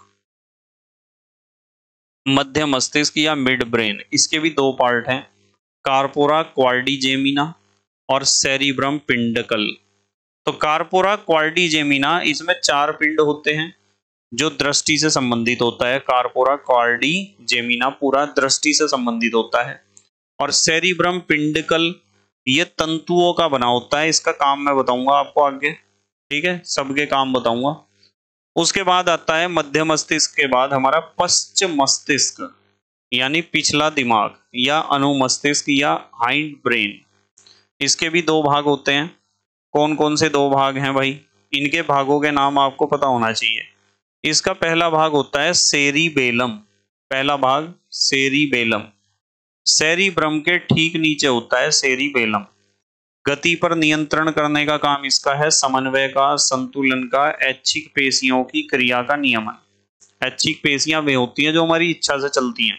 जैसे मेरे मुंह की पेशियां, जब मेरा इच्छा होगी जब ही मेरी मुंह की पेशियां भोजन को चबाएंगी, और या जब मेरी इच्छा होगी तभी मैं बोल लूंगा, जब मेरी इच्छा होगी तभी मैं खुश होऊंगा, और जब मेरी इच्छा होगी तभी मैं दुखी होऊंगा। तो बहुत सारी, जैसे हमारे हाथ पैर की पेशियां, हमारे चेहरे की पेशियां, आंख की पेशियां, नाक की पेशियां, ये सब ऐच्छिक पेशियां होती हैं जो हमारी इच्छा से चलती हैं। ठीक है। नंबर दो होता है मॉड्यूला एम्बलागेटा। मेड्यूला ऑब्लांगेटा सबसे पीछे का त्रिभुजाकार भाग होता है, जैसा मैंने अभी आपको चित्र में समझाया था। सबसे पीछे का जो त्रिभुजाकार भाग है उसे कहते हैं मेड्यूला ऑब्लांगेटा। ठीक है। तो ये मस्तिष्क के सारे पार्ट हैं जो आपको पता होने चाहिए। यदि एग्जाम में क्वेश्चन आता है तो क्या आ सकता है, देखो मैं बताता हूँ। या तो क्वेश्चन ऐसा आएगा कि मस्तिष्क का नामांकित चित्र बना दो आप, पर मस्तिष्क का नामांकित चित्र से ज्यादा इंपॉर्टेंट और भी बहुत सारे चित्र हैं। इससे ज्यादा इंपॉर्टेंट है तंत्रिका कोशिका का चित्र। और या फिर एग्जाम में आएगा कि मस्तिष्क की संरचना का वर्णन कर दो आप, तो आप चित्र तो बनाओगे ही, पर ये जो चीजें मैंने आपको अभी समझाई हैं इन्हें भी लिखना है कि मस्तिष्क में मुख्य रूप से तीन भाग हैं, अग्र मस्तिष्क, मध्य मस्तिष्क और पश्च मस्तिष्क। फिर अग्र मस्तिष्क के भी दो भाग हैं। ठीक है। मध्य मस्तिष्क के भी दो भाग हैं और पश्च मस्तिष्क के भी दो भाग हैं। तो तीनों जो पार्ट हमारे माइंड के हैं या ब्रेन के हैं, उन तीनों पार्ट के दो दो पार्ट हैं, उनके बारे में लिखना है बस इतना। और यदि क्वेश्चन आया तीसरे तरीके से तो ये आएगा जो बोर्ड पे लिखा हुआ आपके सामने, मस्तिष्क के विभिन्न भागों के कार्य बताओ। और या फिर छोटा छोटा आएगा, जैसे कि मान लो खाली ये क्वेश्चन आ गया सेरिब्रम या प्रमस्तिष्क के कार्य बताओ, इनके आने के चांस ज्यादा होते हैं। अब देखो सेरिब्रम या प्रमस्तिष्क, पहली बात सेरिब्रम या प्रमस्तिष्क बुद्धिमत्ता, चेतना शक्ति व स्मरण शक्ति का केंद्र है। ठीक है। इसकी जो फ्रंटल पाली होती है यानी सामने वाली पाली, वो ऐच्छिक पेशियों पर नियंत्रण करती है। और जो पैराइटल पाली होती है, पैराइटल पाली सर्दी, गर्मी, स्पर्श, दबाव, दर्द के प्रति अनुक्रिया, ये सब भी हमारे प्रमस्तिष्क के पैराइटल पाली से होते हैं। ऑक्सीपिटल पाली दृश्य संवेदनाएं ग्रहण करना इसका काम होता है। टेम्पोरल पाली श्रवण में सहायक होती है यानी सुनने में सहायक। तो जितने मैंने आपको कार्य बताए ना, ये सारे कार्य सेरिब्रम या प्रमस्तिष्क के हैं। ठीक है, समझ में आई ना बात? इन्हें ध्यान रखना कि आप कितने इंटेलिजेंट हो प्रमस्तिष्क के ऊपर डिपेंड करता है, आपकी चेतना शक्ति कितनी है प्रमस्तिष्क के ऊपर डिपेंड करता है, आप कितना चीजों को ध्यान रखते हो, आपकी मेमोरी स्मरण शक्ति कितनी है। प्रेम मस्तिष्क के ऊपर डिपेंड करता है। प्रेम मस्तिष्क की जो सामने वाली पार्ट होता है पाली, ऐच्छिक पेशियों पर कंट्रोल करती है, और जो पैराइटल पाली है वो सर्दी गर्मी इस पर दबाव दर्द के प्रति अनुक्रिया है, उनका काम नियंत्रित करना। ऑक्सीपिटल पाली दृश्य संवेदनाएं ग्रहण करती है, और टेम्पोरल पाली श्रवण में सहायक है। तो इसका मतलब सारे बॉडी का जो दिमाग का असली खेल है वो प्रेम मस्तिष्क या सेरिब्रम के ऊपर ही डिपेंड करता है। उसके बाद आता है डाइनसिफेलॉन। इसमें थैलेमस है, दर्द ठंडा गर्म को पहचानना, ये तो काम है थैलेमस का। और हाइपोथैलेमस का काम है भूख, प्यार, घृणा, ताप, नियंत्रण का केंद्र, इन सब का केंद्र है हाइपोथैलेमस। तो आपको यदि भूख लग रही तो समझो आपका हाइपोथैलेमस सही काम कर रहा है। यदि आपको किसी के ऊपर प्यार आ रहा तो भी आपका हाइपोथैलेमस सही काम कर रहा है। यदि किसी के ऊपर गुस्सा आ रहा तो भी आपका हाइपोथैलेमस सही काम कर रहा है। और यदि आपकी बॉडी का टेम्परेचर कंट्रोल में रहता है तो भी आपका हाइपोथैलेमस सही है। ठीक है। और यदि हाइपोथैलेमस ओवर रिएक्ट कर रहा तो ये चीजें बिगड़ भी जाती हैं। हाइपोथैलेमस यदि ओवर रिएक्ट कर रहा आपका, कुछ जरूरत से ज्यादा एक्टिव है। अब बात करते हैं मध्य मस्तिष्क की। मध्य मस्तिष्क का मतलब बीच वाले मस्तिष्क के क्या काम है? दृष्टि, श्रवण, प्रतिवर्ती क्रियाओं पर नियंत्रण, ये काम है मध्य मस्तिष्क के। फिर हम बात करेंगे अनुमस्तिष्क की, यानी पीछे वाला मस्तिष्क। कंकाल पेशियों का नियमन, संतुलन बनाना, शरीर में साम्य अवस्था स्थापित करना, ये काम इसका है। ठीक है। अब हम लास्ट में एक चीज और पढ़ेंगे, मेडुला ऑब्लांगेटा। मेडुला ऑब्लांगेटा सभी अनैच्छिक क्रियाओं का केंद्र है। तो इस तरह के क्वेश्चन एग्जाम में आते हैं बेटे, वो खाली यूं पूछ लेगा पेपर में कि मेडुला ऑब्लांगेटा का काम बताओ क्या है, बस इतना सा क्वेश्चन पूछा, तो इन्हें आपको पढ़ना तो पड़ेगा ना। सभी अनैच्छिक क्रियाओं का केंद्र है मेडुला ऑब्लांगेटा। ठीक है। चलो, ये तो हुई दिमाग की बात, सारे मस्तिष्क हमने पढ़ लिया। मस्तिष्क के बाद हम बात करेंगे मेरु रज्जु की या स्पाइनल कॉर्ड की। मेरु रज्जु या स्पाइनल कॉर्ड क्या है? ठीक है, उसकी संरचना कैसी है और वो काम क्या करता है, ये सारी बातें डिस्कस करनी है। और जो चित्र आपको यहाँ दिखाई दे रहा है, ये वाला चित्र भी बहुत इंपॉर्टेंट है एग्जाम के पॉइंट ऑफ व्यू से।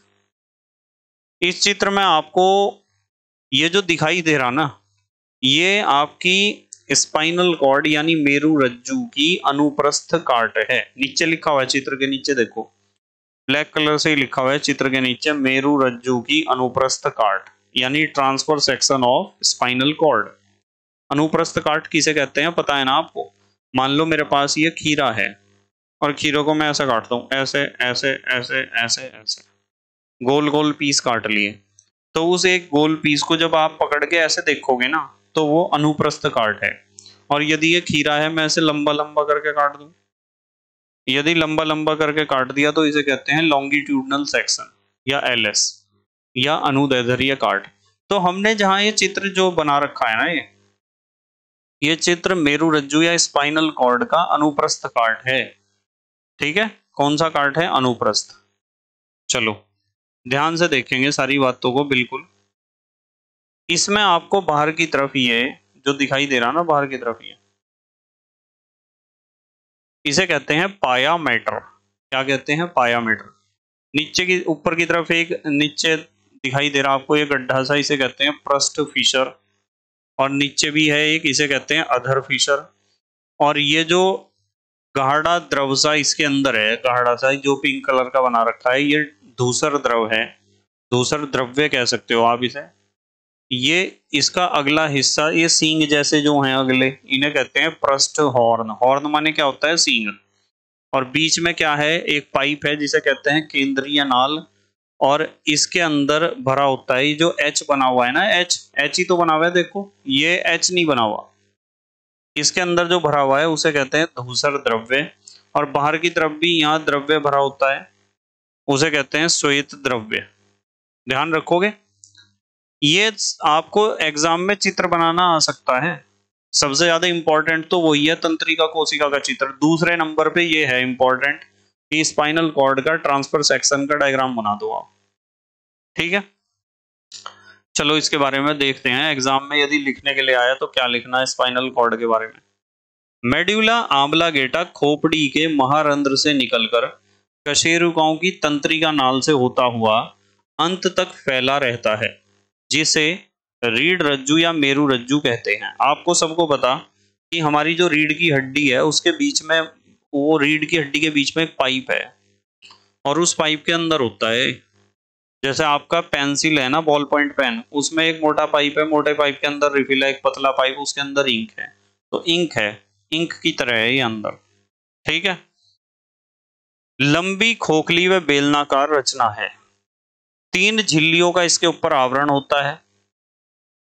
कितना आवरण होता है, कितनी झिल्लियों का? 3। जैसे मस्तिष्क के ऊपर 3 झिल्लियां होती है ना, इसी तरीके से इसमें भी 3 झिल्लियों का आवरण है। मस्तिष्क का ही तो एक भाग है, ये लिखा हुआ है 3 झिल्लियों का आवरण होता है।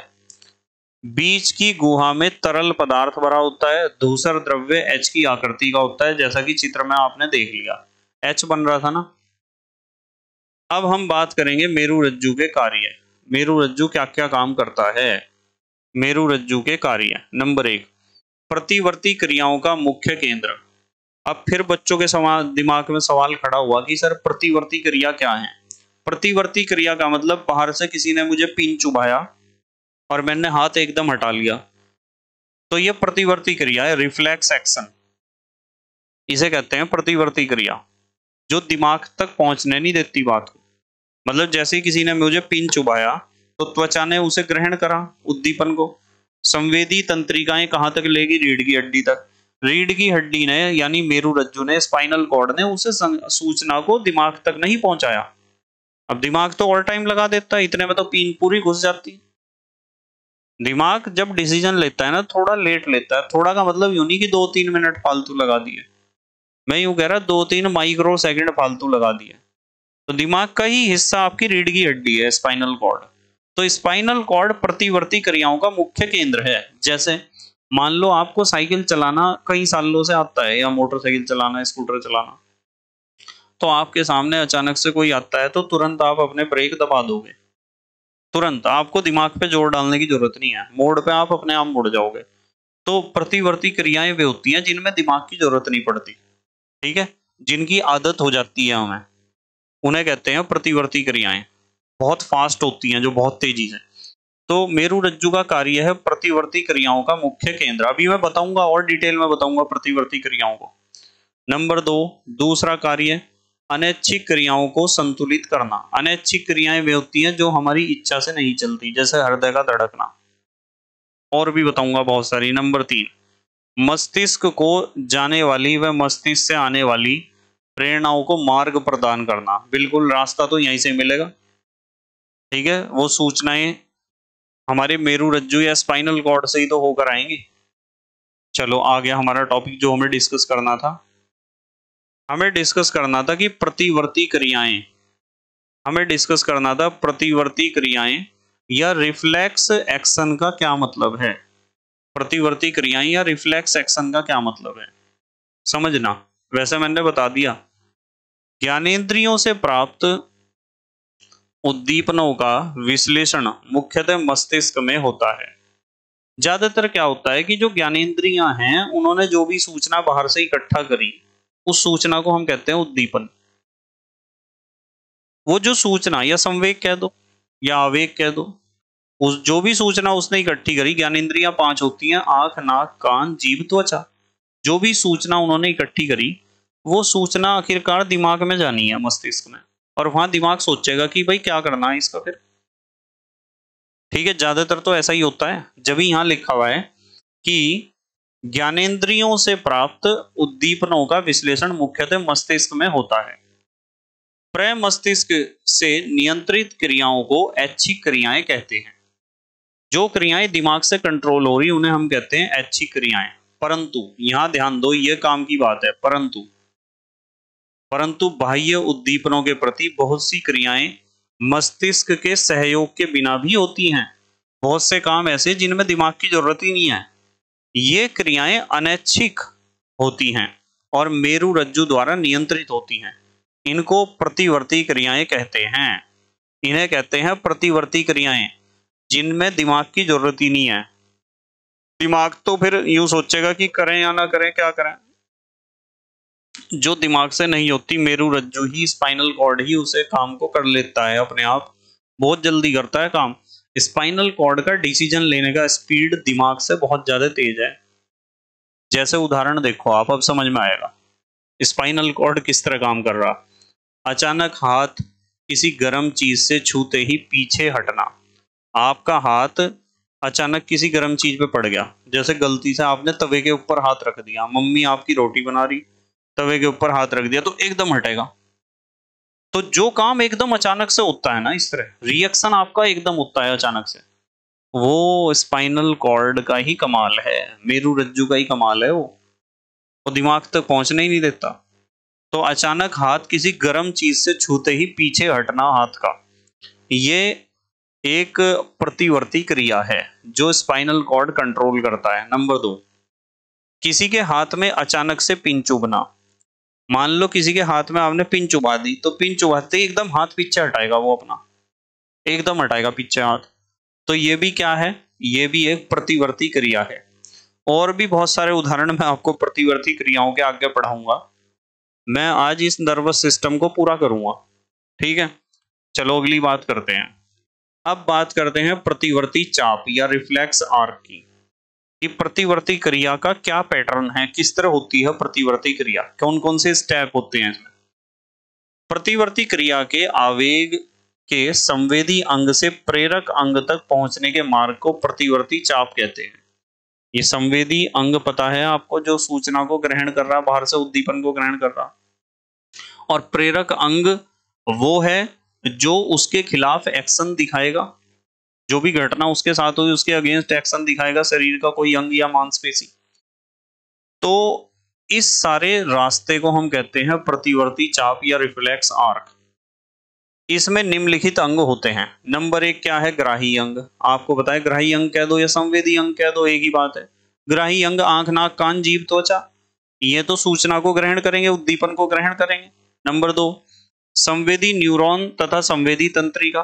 संवेदी न्यूरॉन या संवेदी तंत्रिका ये क्या करेंगी, सूचना को कहां तक ले जाएंगी, कहां तक ले जाएंगी, आगे तक, रीढ़ की हड्डी तक, स्पाइनल कॉर्ड तक। नंबर 3, सहबंधक न्यूरॉन। सहबंधक न्यूरॉन का मतलब आपस में संवेदी जो तंत्रिका कोशिकाएं उन्हें जोड़ने वाली न्यूरॉन, ठीक है। नंबर 4, इन्हें साहचर्य भी कहते हैं। चालक न्यूरॉन तथा चालक तंत्रिका। चालक न्यूरॉन या चालक तंत्रिका में होती हैं जो रीढ़ की हड्डी से या स्पाइनल कॉर्ड से सूचना आदेश को लेकर आ चुकी हैं, आदेश को लेकर आती हैं, और फिर वे किसे देती हैं, इस आदेश को कार्यकर अंग को देती हैं कि भाई पीछे को हटा ले अपना हाथ, जब तेरे पिन चुभ रही तो पीछे को हटा ले अपना हाथ।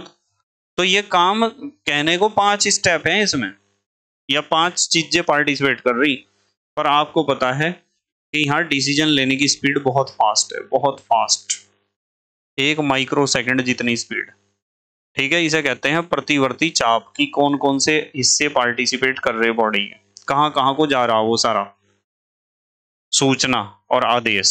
अब हम बात करेंगे प्रतिवर्ती क्रिया की परिभाषा, क्या होती है प्रतिवर्ती क्रिया। वैसे तो आपको एक परिभाषा भी बताई मैंने थोड़ी देर पहले, मैंने बताया कि जब कोई संवेदी अंग या ग्राही अंग बाहर से किसी उद्दीपन को ग्रहण करता है, तो वो उद्दीपन पहुंचता है संवेदी तंत्रिकाओं के द्वारा मस्तिष्क में, और मस्तिष्क वहां एनालाइज करता है कि उसे क्या आदेश प्रेषित करना आगे, तो मस्तिष्क सोच के आदेश को प्रेषित करता है, और वो आदेश तंत्रिकाओं के द्वारा ही कार्यकर अंग या कार्यकर पेशियों तक पहुंचता है, जो अपना काम करते हैं आदेश के अनुसार, जैसा आदेश मस्तिष्क से आया है।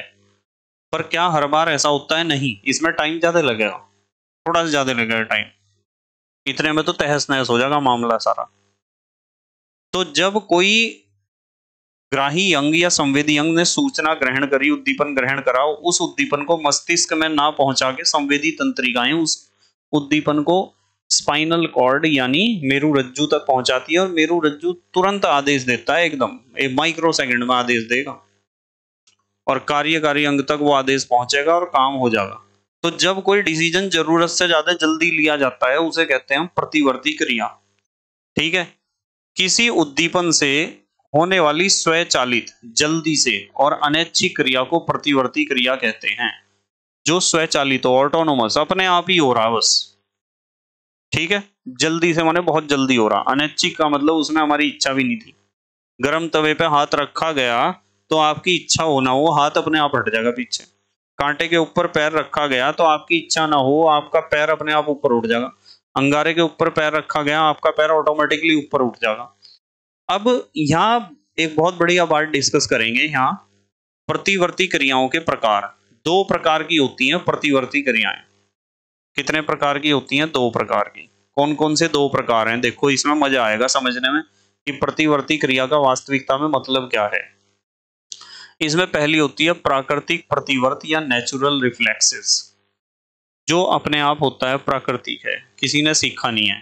नंबर एक, जब कोई वस्तु अचानक आंख के पास आती है तो पलकें जल्दी से बंद हो जाती हैं। बताओ सच है या नहीं?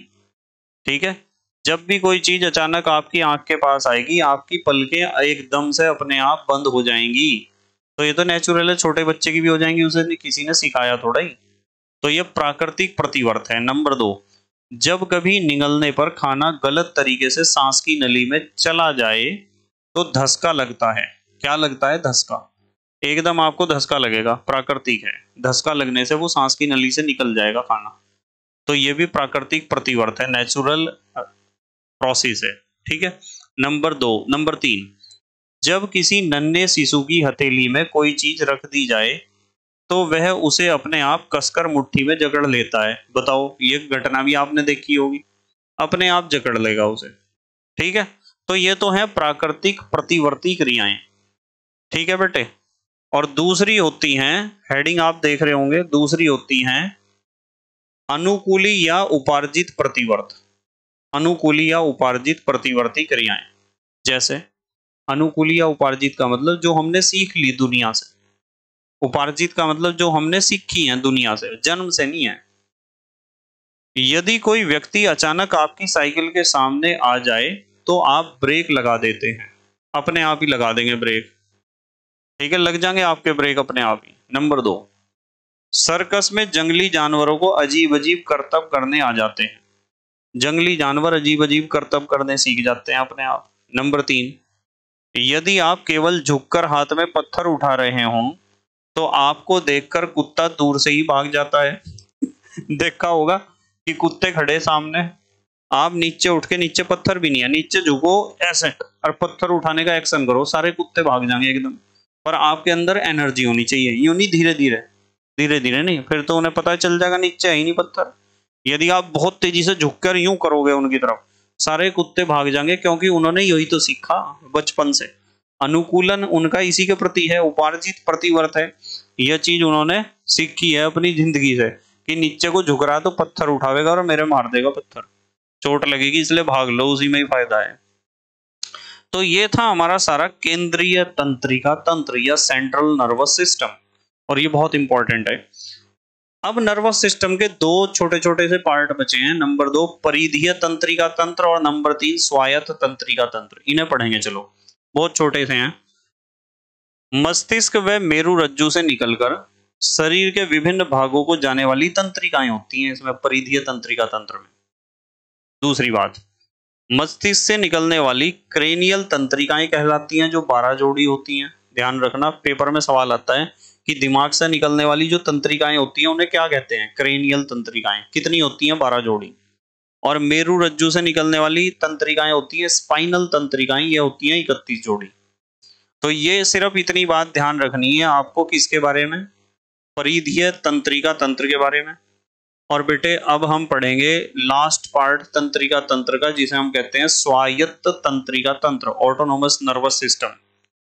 पहली बात, अनैच्छिक क्रियाओं को समुचित रूप से चलाने के लिए काम करता है, जैसे श्वसन, इससे ही चलता है। स्वायत्त का मतलब ऑटोनोमस, अपने आप श्वसन, सांस लेना चलता रहता है, वो हमारे ऊपर डिपेंड नहीं करता कि मैं अभी 5 मिनट थोड़ा सांस ना लूं, रेस्ट लूं, ऐसा नहीं होने का।